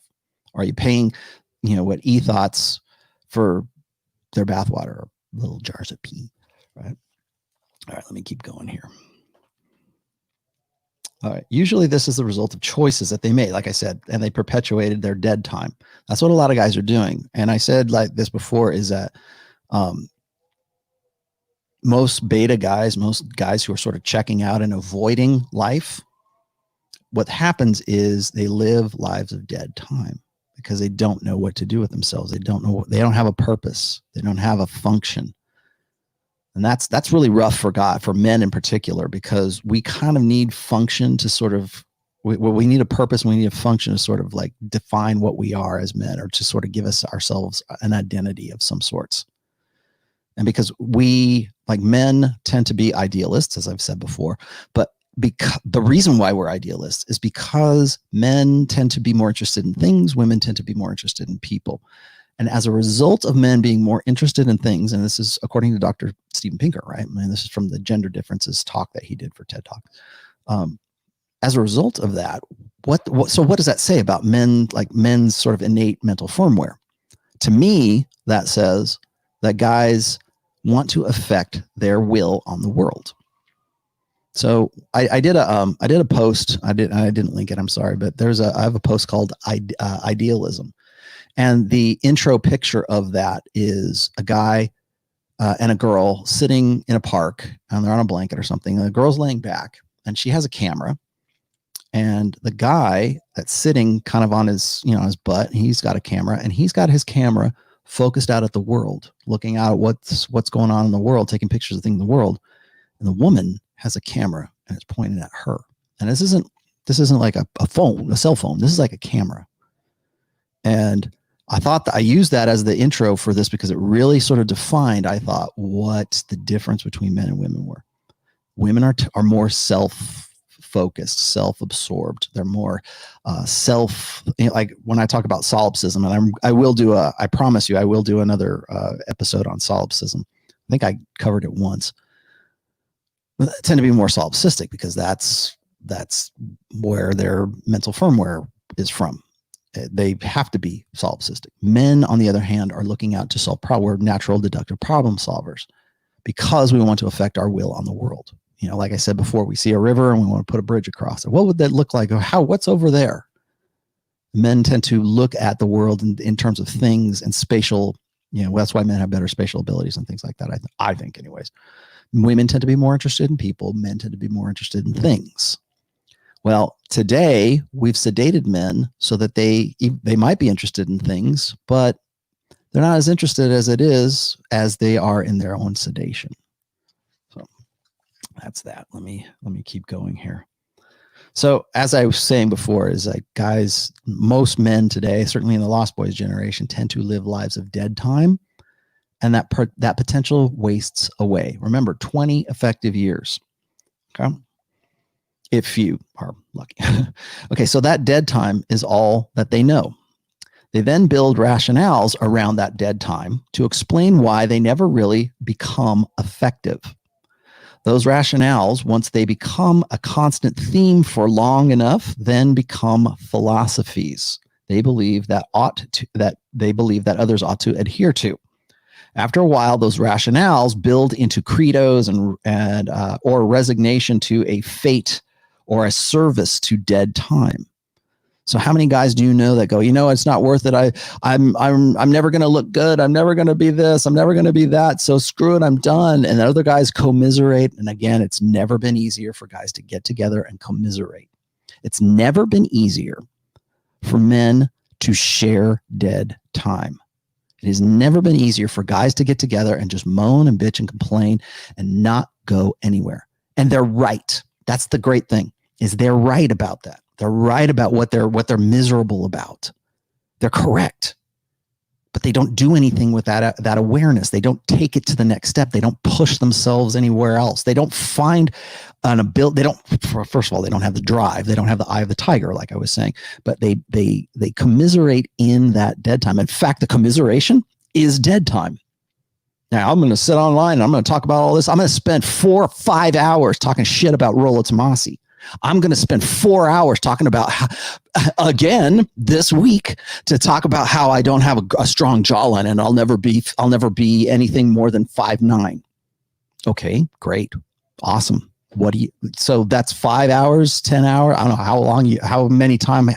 how much time do you spend sitting online watching somebody talk? I do this for 2 hours every 2 days, but at least I hope, if I'm doing my job right, if I'm doing what you guys expect of me, you're getting some education out of this. I talk about red meat and everything, it's like steak and sizzle, right? Well, I'm going to give you a little sizzle, sure, because I want you to be in here, but it's all about the steak. It's all about the education here. I hope that you take whatever you read. Like, if I have a goal, I didn't write The Rational Male with a goal in mind, but if I do, I do now. The goal is this. I hope you learn whatever it is that you learn in that, and you use it. I am a failure if you don't take what you learn out of The Rational Male. I see all these guys and they're what is it? Let me get my highlighter here. They take their highlighter and they go, "Oh, this is great stuff, man. I got to come back to this." I've said this before, is that The Rational Male is a living text. So when you read through, you don't just read The Rational Male and put it up on my shoulder or my bookcase and I'm done, right? You don't do that. You come back to it over and over and over again, because there's lessons in it that I hope you're going to use and apply in your life. It's not a plan. That's why I got pissed off about the thing about Robert Greene and the video I was watching about lifetime and dead time. Oh, we got this 14-week plan to help you increase your lifetime. Oh, that doesn't help you if you don't understand what it is in the first place. You don't cater it for my life. I'm going to have this writing program to make me a better person. And you know what? You can do that for a little while, but unless that shit sinks in, then all you're doing is spinning your wheels. Then it becomes dead time. Right? If you do all this, if you go and you learn about, I don't care what it is, but in this case, you're learning about lifetime and dead time in this 14-week program. Great. Well, if you don't do anything with that, if you don't apply it, if you don't leverage that, then those 14 days that you're doing that's dead time, because you didn't do anything with it. You didn't sink in. You have to have that education. So like I said, I'm a failure if you guys don't read the book, or you listen to these or whatever, and you take that and you go, damn, I need to do something with it. This is great. I want to learn, even if it's game, if it's something as stupid as like learning body language, I'd say stupid, but even if it's something as simple as learning body language that you didn't know before, great, you know it, but unless you're applying it, unless you're going out there and doing it, unless you're like learning how to leverage that to live a better life up to a potential that hopefully you have, or whatever that's set for you. I think there's nothing worse in life, and maybe this is just me, but like I think there's nothing worse in life than wasted potential. Like, you want to know why guys get to be like about 38 or 39 or 40 or whatever, and we go, oh, he's going through a midlife crisis. Ha ha. You just want to live your glory days. No. You know why guys go through a midlife crisis? It's not a midlife crisis. It's a midlife epiphany. They figured it out. Most guys did. They didn't have the rational male. They didn't have the red pill. They didn't have anybody to warn, unless they had a really strong father who said, watch these things and do these things. They didn't have any guidance or direction. So it used to be like when you would get to about your sexual market value peak years, you would get to be like 36, 38, somewhere around there. Maybe you're hitting your stride. You made partner in your law firm, or you're a doctor or whatever. And you're still, you made bad decisions before you got there. And now you have a liability and a responsibility to those bad decisions. So this is why I tell guys, when you get to be like 36, 38 years old, that's your peak sexual market value years. You guys go, I don't know, they'll fight me on this. But notice that right around 38, 39, 40, that's when guys are supposed to have their midlife crisis. Well, why? Because they see the game. They see the potential that they had they not made decisions before they got to that potential. So you got a guy who's like 36, 37, 38 years old, and he's just hitting his stride in life and everything. He's got but he's settled down with 2 kids and a fat wife that he, had that found him when she was in her epiphany phase. And now he's looking and going, fuck, if I had just made some better decisions, if I had just stayed single, if I had just done things, I would be in a better position right now. And I got this hot little secretary at work right now who wants to, bang me.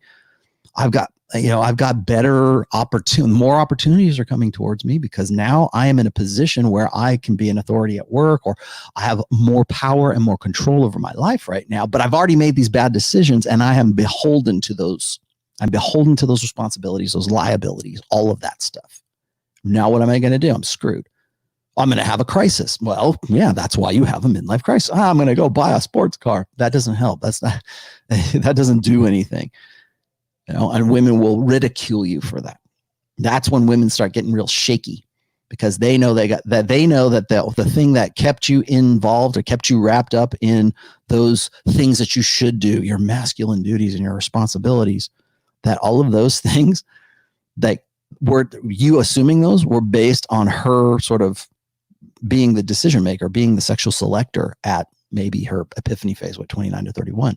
Now you're 38. And had you waited, had you said, you know what, I'm not going to do monogamy until I'm 35, right? Or I'm not going to do monogamy until I'm 38. Had you waited and you had more sexual selection, you would not have made the same decisions that you made when you were young and stupid at 28, 30, 32, somewhere around there, because you felt like it was like, that's what everybody told me that I should do. And now, rather than living up to your potential, at 36, 38, well, you could be older too, but let's just say I'm using this as a rough estimate. Now you're beholden to decisions that you made because you didn't know those things. And so, obviously you're going to have a crisis situation. You're going to want to, like I said, that's when women get really shaky, and there are other social conventions that help women sort of ridicule and shame men for feeling that way. Well, that's not what a real man does. A real man does, sticks to his guns and stays with his commitment. Yeah, and they're right, but they got you. They got you right there. And really what it is it's the crisis doesn't come from so much is from the decisions as it is guys recognizing their wasted potential. If I had not done these things, I could have lived up to a greater potential than where I'm at right now. And I really want to get back to that. So I'm going to go buy a sports car. I'm going to bang my secretary or whatever. That if I really want to get back to those days, boy, I was great in high school, wasn't it? Like I'm sure you hear guys talk about this. It's funny to me to listen to guys still talk about, like, I'm 50 years old and there's guys on Facebook that I know that still talk about like the 80s. Like, say, oh man, it was so great. Remember when we won the championship? Oh man, remember I was in that band. Remember we were doing this? Oh, it was so great. Oh man, times have changed. Good times, man. Okay, cool. Thanks. Bye. And they go back to whatever it is that they're doing in their Delta lives. Go along to get along. They had potential. They didn't live up to it. They didn't play it right. They didn't know the story. Maybe it was sheer ignorance too. Or maybe they just didn't have the fire in the belly, right? The drive, the consuming drive to succeed. And again, you can say, well, those are alphas, or those are guys who have like the type A personality. And yeah, that might be true, but it doesn't mean that you can't harness that energy to sort of use it to your own advantage. So what are you going to actually do with things is really the key here. Okay, let me get some of these real quick. Thanks, Hugo. Much appreciated. 20 effective years went 30 to 50.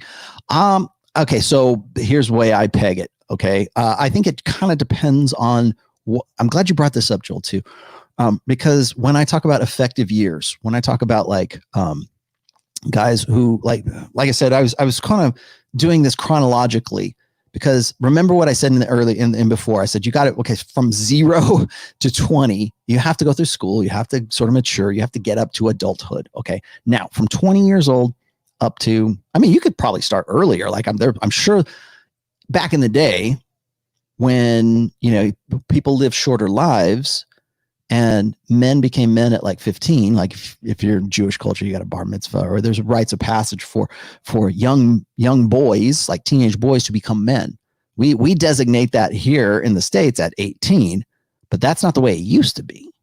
18, you can go over to, go die for your country and you can vote. You still can't drink, right, until you're 21. But is that an adult thing? I don't know. It's just what we say here. But you can, if you look, you adjust for ERA, ERA. If you adjust for that, then yeah, I mean, you live a shorter life. Maybe it starts sooner, or maybe it starts later. Right now, I'm just saying, let's just say 20, just because I need some round numbers here. So from 20 to 40, 22, and I said this. I threw this out there because a lot of guys don't really start knowing what it is that they want to do, or really how the kind of life that they want to live, unless they have some real guidance, unless they have a good father figure, somebody who's pointing, a coach, I don't know, whatever, pointing them in the right direction. Most guys aren't making that decision at 20 years old. They're making that decision like 28. They're making it at much more later, right? And let's just say, for sake of argument, they go through 18 and they go to college. Now he's 22. Now he keeps going. 24. Okay, you just knock it. It's like little by little, it takes time away from you. I think it was Henry Rollins had this really great bit, and I love Henry Rollins. I know he's a little bit liberal, but he had this one, and I agree with him on this. He had this one demonstration, or this one kind of analogy about how life and time is your most valuable asset. Okay, like when somebody wrongs you, someone commits a crime against you, or whatever, like if somebody kills somebody or whatever, the punishment, I think, or he was saying this, is like it shouldn't be so much about punishing the crime as it is like taking the time away. So it's like when people force you into dead time, like when people waste your time, they're actually, like, this is what he says, they're killing you with a small knife, they're just killing you with killing you with 1,000 paper cuts. So when you're waiting in line and some dumbass doesn't know what he's doing, whatever, you're waiting around, and being more efficient, it tends to, you save yourself time, because like how much, I hope this is what he was saying too, is I hope everybody lives a very long life. I hope you have a very long, productive life. There you go. I wish that upon you.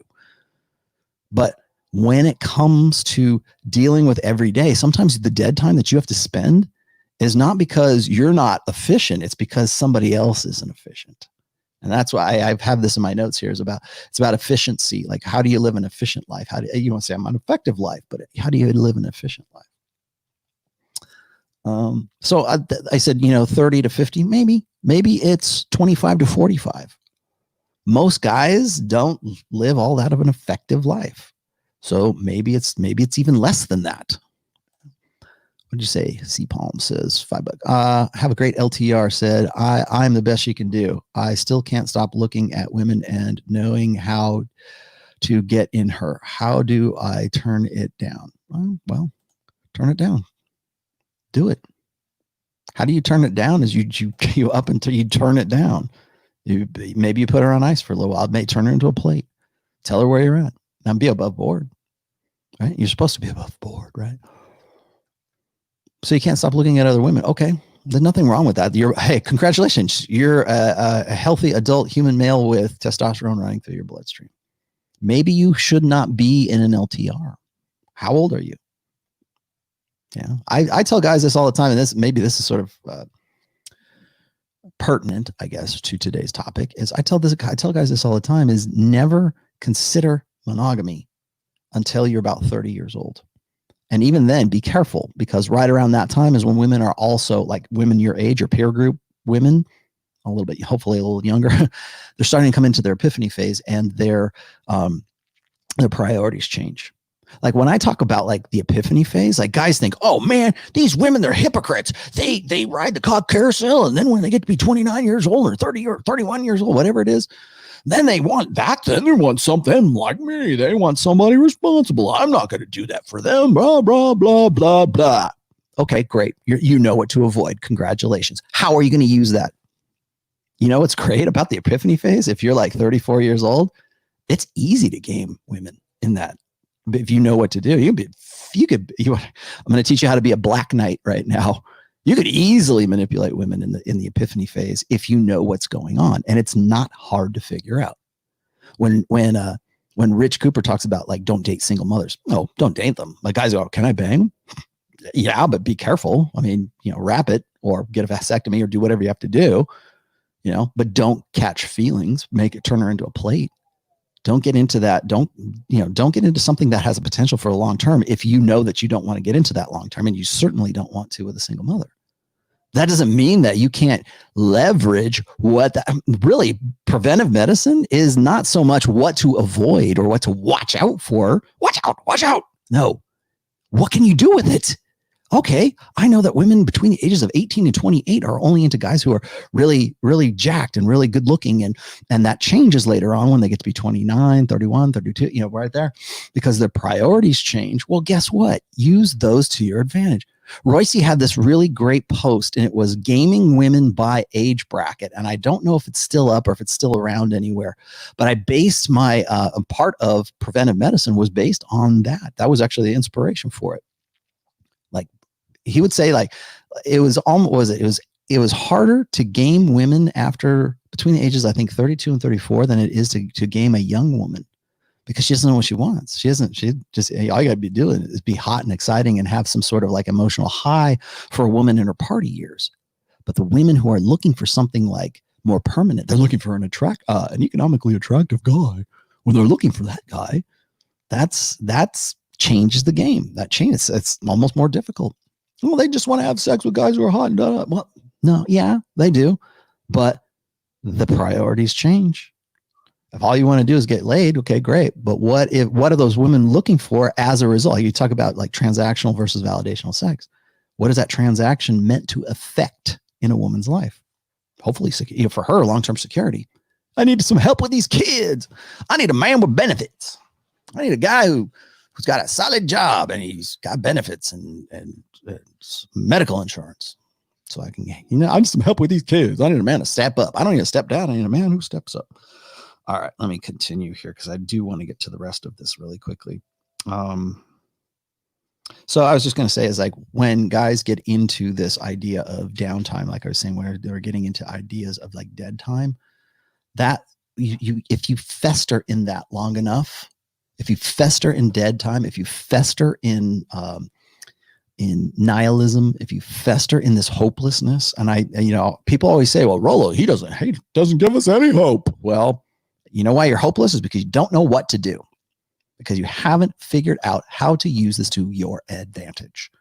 That's where it comes from. It's not that the information is accurate. It's like you don't know what to do with yourself.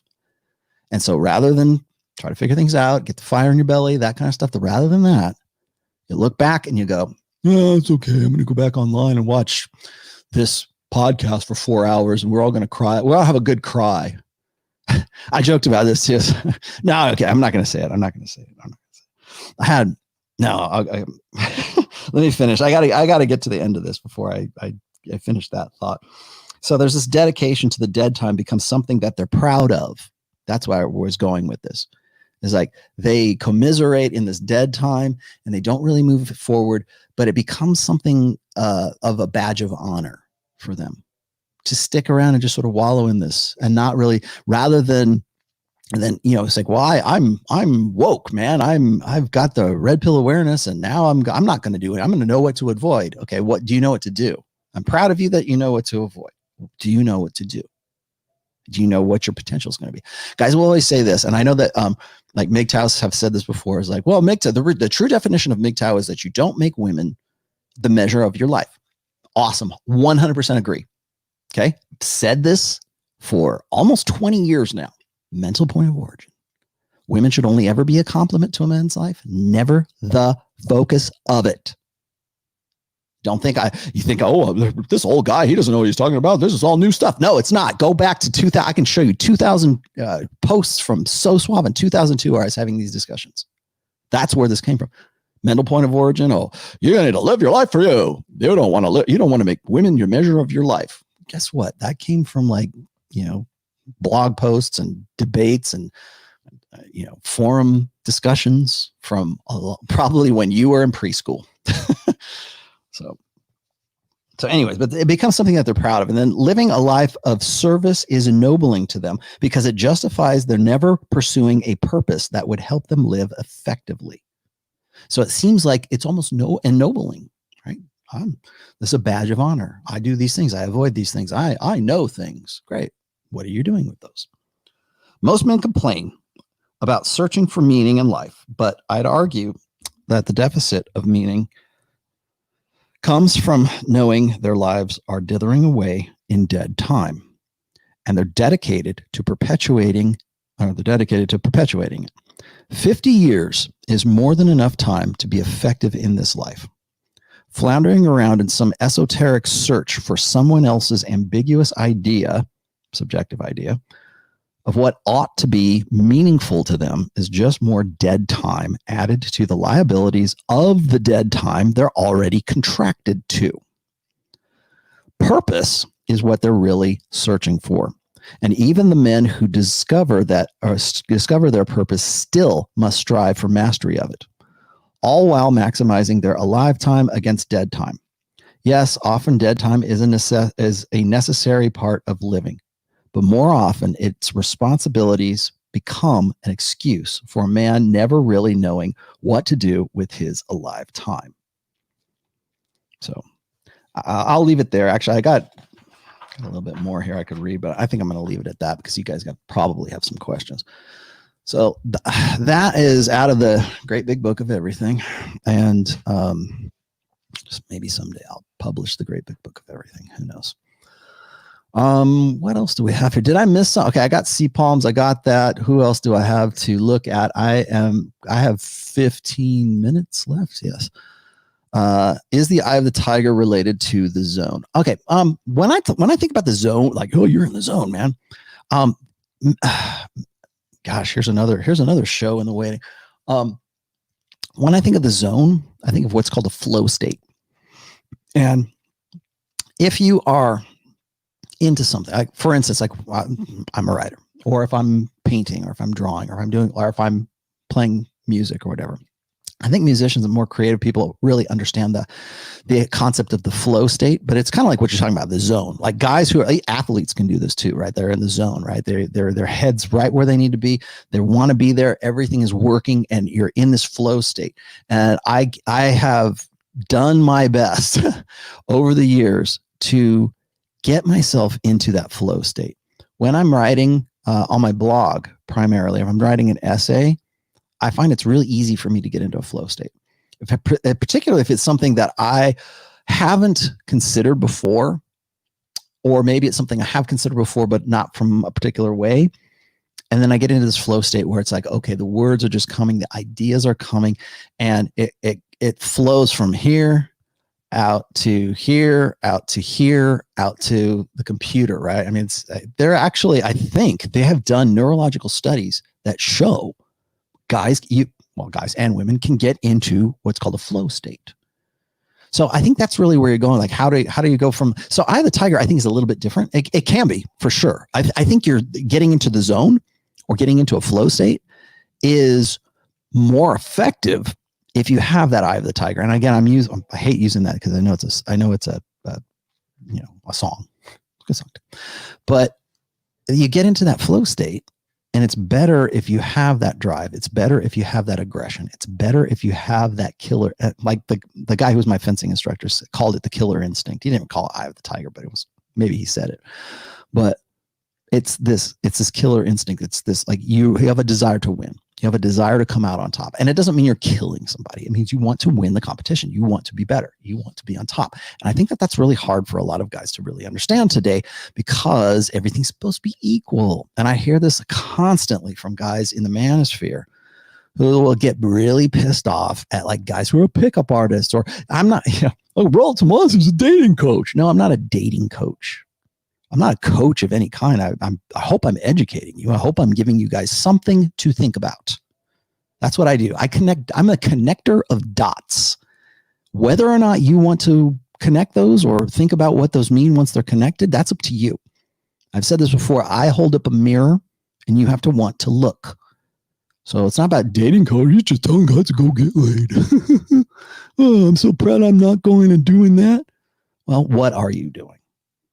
But again, the Eye of the Tiger, the desire to win, the drive, I think a lot of guys get pissed off that when a guy gives you tools to succeed, or that you could potentially succeed by using those to your advantage, what does that mean? That means you have an advantage over the next guy. Why, like when I say, oh, if you're going to, I would tell this to anybody, but like, if you're going to unplug yourself from the matrix, what's the first step, Rollo? Go work out, get to the gym, lose some weight. I said this too, is like, was it 68, 70% of people are overweight or morbidly obese. Get yourself at a normal weight, normal BMI, and you've already surpassed 68% of your competition. Well, how come you have to think of it as competition? Can't we all just get along? If we all stopped trying to compete, then women would come around. No, they wouldn't, because that's not how we're built. That's not how we evolved. We evolved for survival. We evolved to thrive. We evolved to be, you want to know why men have dominance hierarchies and women look for competence and all that other stuff? It's because that's what we are. So when you go, well, you shouldn't use this red pill stuff for learning how to pick up chicks. Well, not specifically, but guess what? When you do, you put yourself at an advantage. Just unplugging from your blue pill conditioning puts you in an advantage. Sorry, that's competition. You're already ahead of the game, right? Well, you're so proud of that, right? You're so proud of being up on top of it. And I know something you don't know. Great. Well, you know what that means? That means you have an advantage that somebody else doesn't have. So is that not competing? Does that not put you in a better position? You're supposed to be better off because of that. Well, you're only better off if you're not sedating yourself and you're actually getting off your ass and going and doing something. Sorry, that doesn't answer your question. But, Eye of the Tiger, flow state, you got that. Flow state is an interesting concept. I have read quite a few things about that. What do you got here? Thanks for staying. I have Sam Bada's keeping track of the supers today. Not too many today. That's good. That means you guys are listening, right? Unplugged Fitness says, co-misery and 8-hour streams, MGTOW Dictionary, ADJ, DDJ, and all the other dorks here to support. Well, thank you for that very much. Again, what do you do? What do you produce? At the end of your life, like I said before, it's not going to be trophies and accolades. It's going to be your body of work. What is your body of work? What are you leaving behind?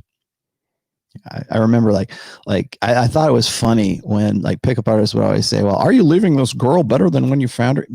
That's not going to happen. But I understand the desire, because that's sort of something that guys want to feel like they had fun and she had fun and we're going to split up and go our separate ways. But there's a desire to still want to sort of do good or be, remembered well, I guess.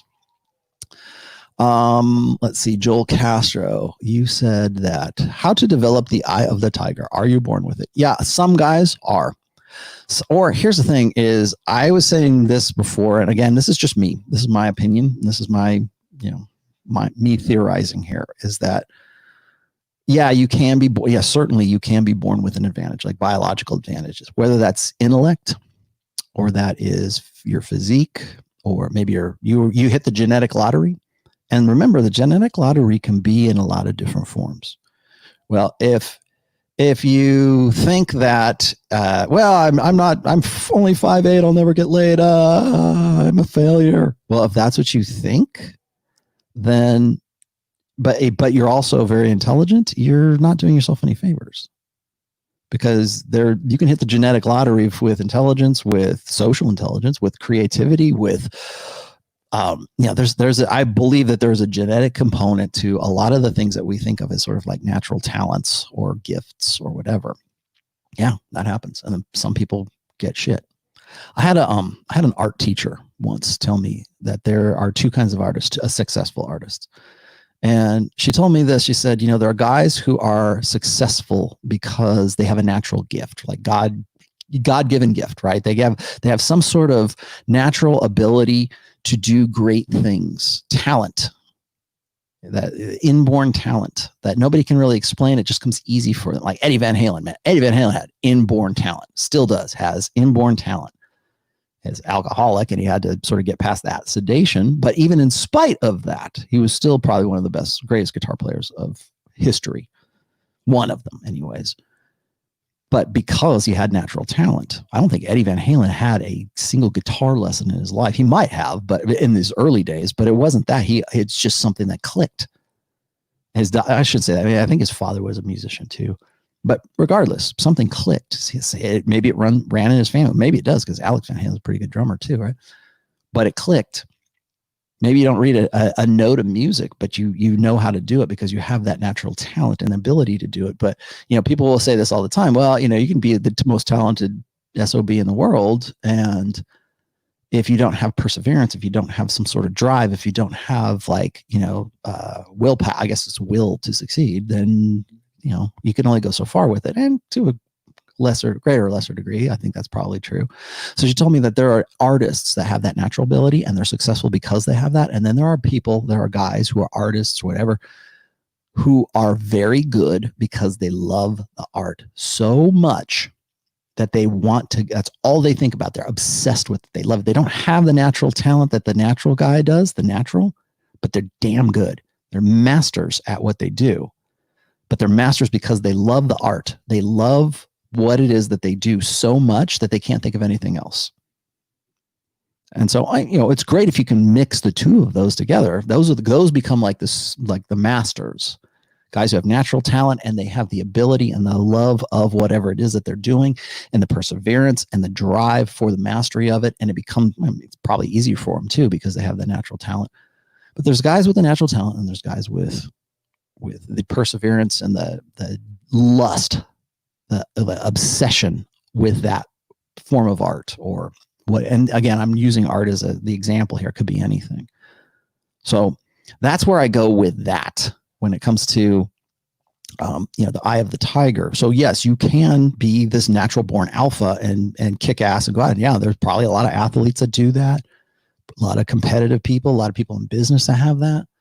And it might be something that was part of them. Maybe they missed the lesson of, toning it down and think of others first and don't make yourself your mental point of origin. And maybe they just simply lack the conditioning and it is expressed in the rest of their lives. So yeah, that's certainly the way, but you can, I know because I did this myself, is you can get to a point where you have to just say, what the fuck, right? You have to sort of unlearn the things that you've learned. Really, that's what unplugging from the matrix is. That's what the red pill is really defined by. It's not saying, what the fuck? It's defined by you changing your mind about yourself. And that's what most guys don't have. They never get that. Well, I can't do that. I could never spin plates, man. I'm just not that kind of guy. Why aren't you that kind of guy? No, it's just wrong. I wasn't taught that way. Blah, blah, blah. Yeah, you weren't taught that way. You weren't conditioned that way. You weren't conditioned to make yourself your mental point of origin. You were conditioned to put women on a pedestal. Oh, I don't want to make women the measurement of my life. Great. Cool. What are you going to do? Where are you going to go with this? How are you going to live a better life? How are you going to be an efficient person? What do you want to do at the end of you're done, you're out. Oh, just send me to a crematorium and dump my ashes in the wind. Maybe that's enough for you. I don't know. It's never been enough for me. And maybe that's just sort of maybe that's genetic. Maybe that's just the way you've been conditioned. Remember, your conditioning, just because you've been blue pill conditioned and you sort of take the red pill and you start thinking differently and you change your mind about yourself, that doesn't mean that you're still immune to social influences or the outside influences that either they're influences or they're incentives or things that motivate you. So I think really one advantage that most men have is I think we have a better sense of insight than most women do. And I know that sounds a little weird because I think the women's innate solipsism sort of prevents them from real, true insight or making a change as a result of that insight. And for guys, it's kind of tough too, but I think if it's easier for one sex or the other, I think it's probably easier for men than it is for women because men are the guys who have to put themselves out there. We have to be the initiators. We have to subject ourselves to rejection. And it's through that rejection that we go through crisis and trauma. And that's what inspires insight. So it's like, okay, this wasn't working for me. I got to figure things out. We are deductive problem solvers, innately deductive problem solvers. Champagne puppy. Hi, Rollo. Red pill Jesus. How do you reconcile the drive and selfishness that swallowing the red pill brings with still being a compassionate human being? Okay. Again, this goes back to what I talk about when I talk about enlightened self-interest. So I think that the most important component to mental point of origin, adopting mental point of origin, I think it's incomplete unless you have you pair it up with enlightened self-interest. And what that means is I can't help anyone unless I can help myself first, or I can't help anyone as effectively as when I help myself first. So when I make the decisions for my family here and people say, well, you're married, she could just pull the rug out from under you whenever you want. Well, fine. But the way that I'm going to live, even underneath, the rug, right? I'm still going to live the way that I'm going to live. And if that's what happens, then that's what happens. But at least I can say that I made decisions based on my mental point of origin and going and doing what I want to do. And the way that I think is, well, how does this decision affect me? How does writing a fourth book affect me? How does the riots affect me? How does talking on Rule Zero affect me? How does setting up a new Rule Zero live in Las Vegas affect me? I'm going to do that no matter what. I'm not going to, I'm going to make the decision and I'm going to do that. And you know who's going to benefit as a result of that? My wife, my kid, my mother-in-law, my mom, probably. Sam Bada definitely is going to benefit from the fourth book because he's going to do the read. So I don't care what Sam says about it. I do kind of because I respect his opinion, but I'm going to do it irrespective of what well, you shouldn't do that or you should. It's not like he would prevent me from it, but I'm going to do it anyways because that's what I think. That's where I'm going to go. So it's not that like a lot of people think that enlightened self-interest is you being a selfish prick. And it's not about being a dick. It's not about going, oh man, it's all about me. You want people who are like sociopaths, people have that natural, and I am fully convinced that sociopathy is everybody is a little bit sociopathic to a degree, by order of degree. The guys that you think are like complete, psychopaths, sociopaths and stuff like that, that it's just more pronounced in those guys. And nobody told them no. And when you tell them no, they go, you tell me no. Because they're so used to people not, playing along with their own little pathology. But I think that most guys, we have to find some way to sort of tamp that down, and our conditioning, blue pill conditioning, certainly tamps that down in guys. So when I talk about enlightened self-interest, it is I can't be as effective, or I can't help people as well as when I help myself. That doesn't mean that you don't help other people. You do, but you have to think about yourself first so you can help them in a better way. It's where you just think about yourself as being like, okay, it's all about me. Fuck it, I'm out. That's when you become like narcissistic.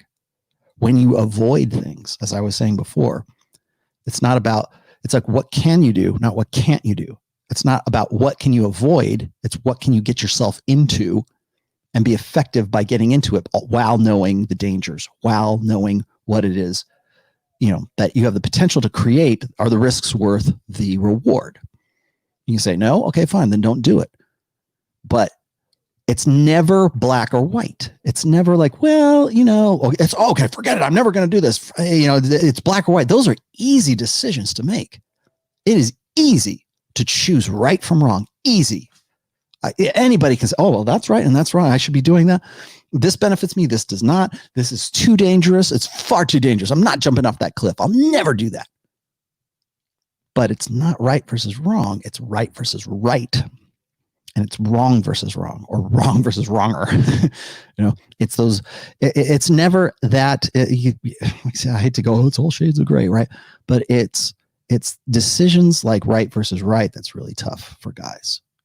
Because when you get into those situations, okay, well, this decision will be right for me, but this decision will be right, but it will be right for all of us, but it wouldn't be as right as if it was right for me.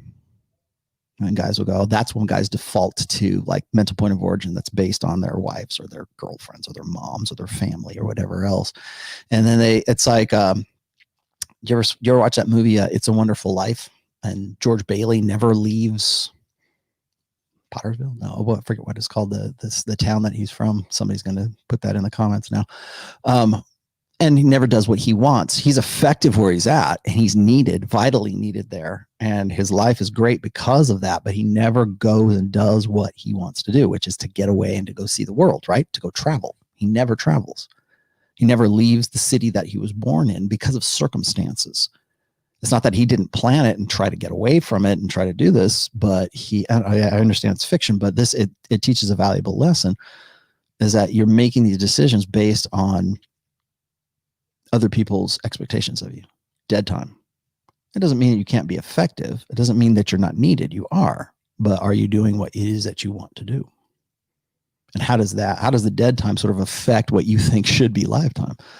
It gets a little confusing, but again, being a compassionate person, just because you're red pill and you become, sort of make yourself your mental point of origin, and you change your mind about yourself, does not mean that you have to be a prick. You can use the energy of the prick for sure. I hope you do. I hope you use the energy of the jerk for a better life. Please do. But use it wisely.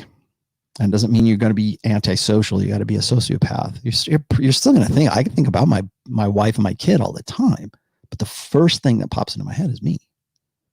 And it took a long time to sort of recondition myself for that, to unlearn the old shit, because that's what we teach. Religion's been teaching that forever.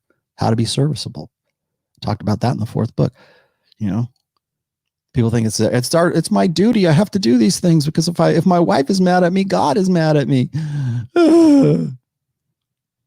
That's a mind fuck. And I can say that because we're 2 hours now. On Andre, so I spent years working hard for promotions, being ignorant to the fact that my past employers were effectively using and abusing my work ethic when I should have been working on my skills instead. Yes. And I think a lot of people are starting to become a little bit more sensitive to that, particularly in this new order internet age that we are in right now, because you have more opportunities. Like, I could not have written the Rational Male at any other time really prior to, say, like 2010. I think 2012, whenever like self-publishing became a big deal on Amazon, because there is no way in hell and you guys all know this, that there is no way in hell that any traditional publishing house would have ever published the Rational Male. I could only do it at this particular time. But I think people are becoming a little bit more sensitive to that now. And, oh, God damn it. Okay, what else is in here? How about late bloomers only making a dent late? Okay, yeah. Okay, well, okay, what's the Chinese proverb is, when's the best time to plant a tree? 30 years ago. When's the next best time? Now.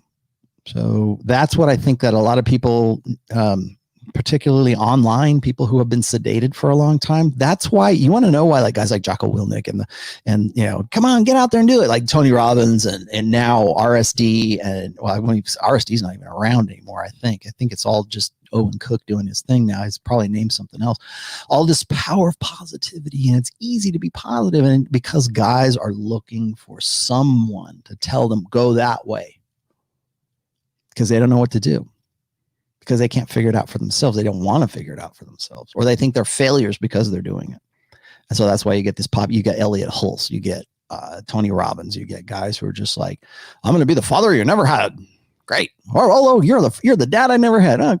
Okay, thanks. But I want to kick you. You know, I'm a loving father, but it's all tough love. So, yeah, when it comes to like being a late bloomer, I have guys, and I've said this before, I've got guys that I've counseled who are in their 70s, and that's rough. That's really rough. Or guys who are awakened while married, and they go, holy shit, I never thought of this stuff before. I wrote there's actually a four chapter section in The Rational Male Positive Masculinity, the third book. It's called The Reconstruction. And I wrote that because of guys who were late bloomers. Like, how do I get my wife to fuck me again? Well, read The Reconstruction. But those guys, the reason that's a crisis for them, well, first of all, because they're not getting laid, but also because they're coming to conclusions that the way that they used to think has been based on inaccurate information. Let's just say that's as nice as I can put it. Where they are in life, and the decisions that they made and the responsibilities and the liabilities that they have right now are the result of them, you know, making decisions based on inaccurate information. And in some case, you could say, well, that's duplicity and they're hypocritical. It doesn't matter. When you're at that point, the only thing that matters is going forward. What do you want to do? When I was doing for my BFA, for my Bachelor's of Fine Arts degree, I had to do a final thesis. Was it a thesis paper or something? I forget what they call it, but I did a paper on Paul Gauguin. Paul Gauguin was a banker. He's a very famous Impressionist painter. He knew Van Gogh, and they used to hang out in France and stuff like that. Paul Gauguin ended up like, and people say, well, he was a selfish prick, son of a bitch, right? Okay, well, fine, but he had a family. He was a banker. He made a lot of money. And then when he hit about, I think, 45 years old, that's when he decided that he was done. He was going to get a divorce. He was leaving his family. And he decided that what he wanted to do with the rest of his life was to go live in Tahiti and paint the natives, the naked natives.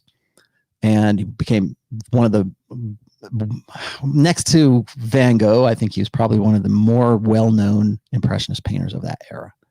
That's why I was writing kind of a biography about him. I thought it was interesting because of that story. That's, you know, I was sort of red pill back then too. So I was like writing about that. And what struck me about Paul Gauguin was how it was like weird to me at the time. Like, how could you leave your wife? How could you leave your kids? How could you, you know, that kind of stuff, and just pick up. And back then, you know, going to Tahiti, he probably never saw his ex-wife or his kids ever again. And if he did, it was probably very rare, but that's what he wanted to do. Wanted to paint. And then he would show, I guess he would come back. He would have to show, because I know he had to show his paintings in the salons in France. So he had some means. But what my point is that the decision to just say, you know what, I'm going to go do this now. I'm 45 years old. I've done everything everybody ever told me about. And you want to talk about like how, midlife crisis, you're acting erratic. No, I'm acting in my interests. That's what pisses off women so much. That's why they ridicule guys in their midlife crisis, because they don't want them to do what like Paul Gauguin did. I have the means to do this, and you know what? I have the will to do this, and he did. He went and lived life on his own terms, even at the ripe old age of 45 years old, and became one of the better known Impressionist painters of that time, like 1800. So yeah, there you go. How do you make a dent in the universe? For the first, you know how you make a dent in the universe? You decide you're going to do it, and you have the will to do it. You say, God of orphans, how would you articulate the difference between an explicit boundary and an ultimatum? I'm just going to, because we're so late here, my friend, I'm going to refer you to an essay of mine called Ultimatum. And so go on to therationalmale.com and type in ultimatum, and you'll get it because it's the only one that's on there named that. Just briefly, an explicit boundary. I have the reason I say that ultimatums are expressions or declarations of powerlessness is because usually when people get to them, male or female, usually it's women, it's because they can't control behavior.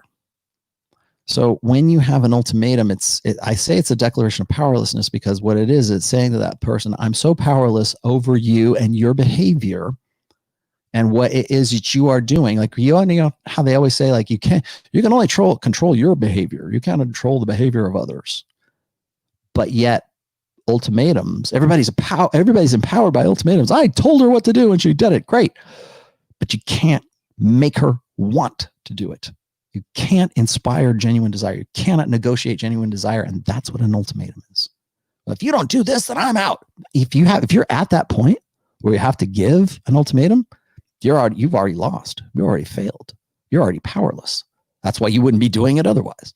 So an explicit boundary is, I don't know if I called it an explicit boundary, but a boundary is, from my book, is having something that is inappropriate, but you have to demonstrate it. You can't explicate it. So if you're with, and I presume you're talking about, you can do this with kids too, children, your kids need to know what the boundaries are. You can tell them, but they don't learn what those boundaries are until they feel the pain of it, until there's a consequence for it. Boundaries are sort of like worthless until somebody tests those boundaries and pays a price for those boundaries.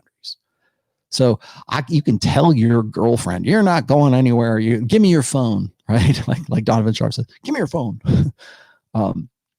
Or, you can't go on your girls' night out or your weekend in Vegas with your girls. Well, if you're at the point where you have to sort of lay down that law, you've already lost because she wants to go do that. You need to be in a position where she doesn't have any desire to go and do that. You won't have that conversation. Every time I talk about boundaries, guys will always throw that one at me. Well, my girlfriend wants to go out for a girls' weekend with her friends in Vegas, and she asked me if I had a problem with it. And I do. What should I tell her? I need to enforce my boundaries. You already lost. There's no point. Here's your boundaries. She goes off. You put all her shit on the sidewalk and you change the locks on the door. That's your option because she's not going to learn anyway because she desires to go and do that. You weren't her first thought. You weren't her first priority. She wasn't thinking, well, why would I want to go? I've got this great guy. Why? I love my girlfriends. We go hang out, whatever. But why would I want to go do these things? Because I'm more focused and more, into my boyfriend. When you're talking about, remember we were talking about body language or how women who are into an alpha, they're always looking at them and they, there's always this kind of almost a sense of wonderment, oh man, I can't believe I'm with this guy. That desire, that natural desire.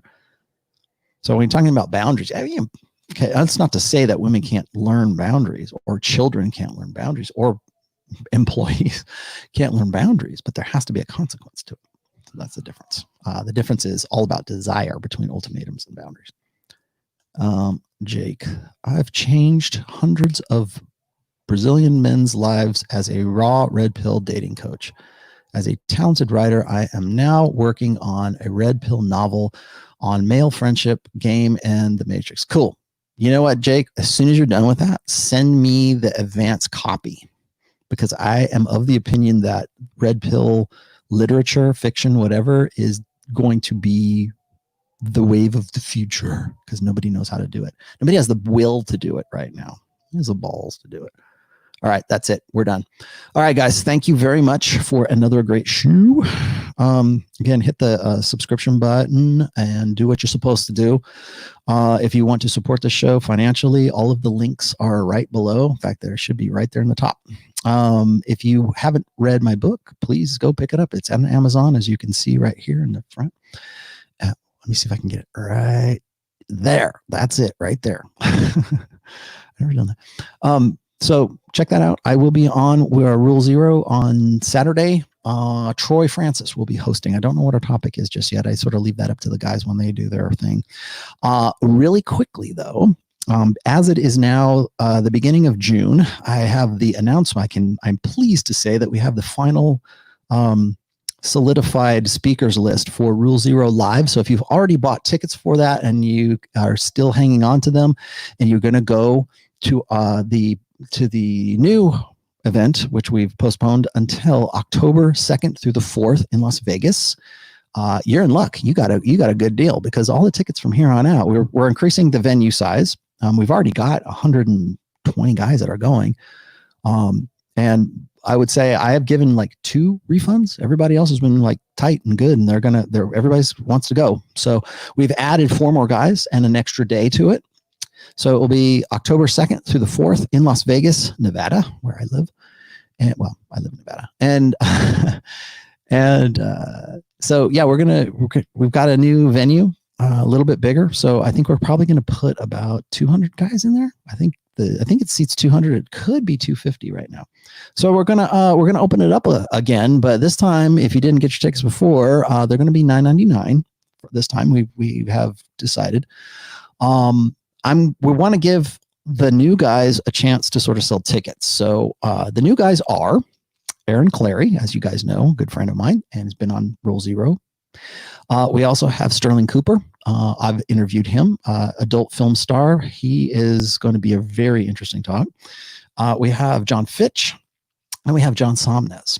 So those are the 4 new guys. We possibly will have another one, but those guys are confirmed, and so we're going ahead with those. So we're going to have 9 speakers in total over the course of really 2 days, and then on the 3rd day, we're going to do some extracurricular stuff, because I don't want it to just be guys getting up and talking and that's it, right?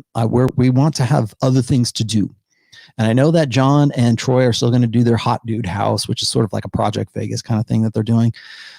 So he's going to be renting a place for that. We will, I think Sam Bada and I are still on the same page, right, Sam? About getting a penthouse suite to do sort of a sit-down talk on Sunday, which would be, I guess, the 4th. Is it 4th? Yeah. And so there's going to be like little extra things that we're going to do, because we want to make it fun. I mean, it's Vegas, right? So we're going to have, things that are happening sort of after hours. It's not going to be, we're going to just go sit around the cigar bar or whatever. I mean, we're going to go do stuff. You guys, if you want to go clubbing, there'll be guys that will go club with you. If you just want to hang out and talk and you want to have some time with me, that's fine. We'll do that as well. Also, it happens to be the same weekend as EDC. And EDC was postponed. And EDC is the Electric Daisy Convention, or convention, I think it is. And it's kind of like this big ass rave, and it's a weekend thing. And if you don't know what the Electric Daisy Convention Conference, something like that, EDC, go look it up online. So that's going on, and I'm not saying that that's part of our gig, but if you want to go while you're there, you're more than welcome to. Go practice your skills. So that's going on that weekend, and I think I'm almost glad that we're doing it now instead of before, because this is kind of like the event we wanted to have. So that's coming up. If you're looking for tickets, we'll make the announcement for tickets probably about middle of next week, I think, because we need to talk with everybody first. And you'll be able to buy tickets through Aaron Clary, John Somnes, Sterling Cooper, and John Fitch first. And then you can pick them up through me or whoever else. And like I said, we're expanding the seating, so there's going to be more. But again, the price has gone up. So now we're at $9.99. And I think we're planning on pushing it up probably in September or August if we didn't get enough. But it sold out like within 10 days, actually within 8 days when we announced the first one. So I don't think we're even going to get to that point. We'll let you know where and when and what you can get. But I just wanted to sort of give you guys a heads up. If you didn't get tickets before, there will be available for the October 2nd through the 4th in Las Vegas. We're not going to give you the event site until probably like a week or so prior, but it's Vegas. So get a place in Vegas. That's all you got to do. It's easy. That's why we're doing it there.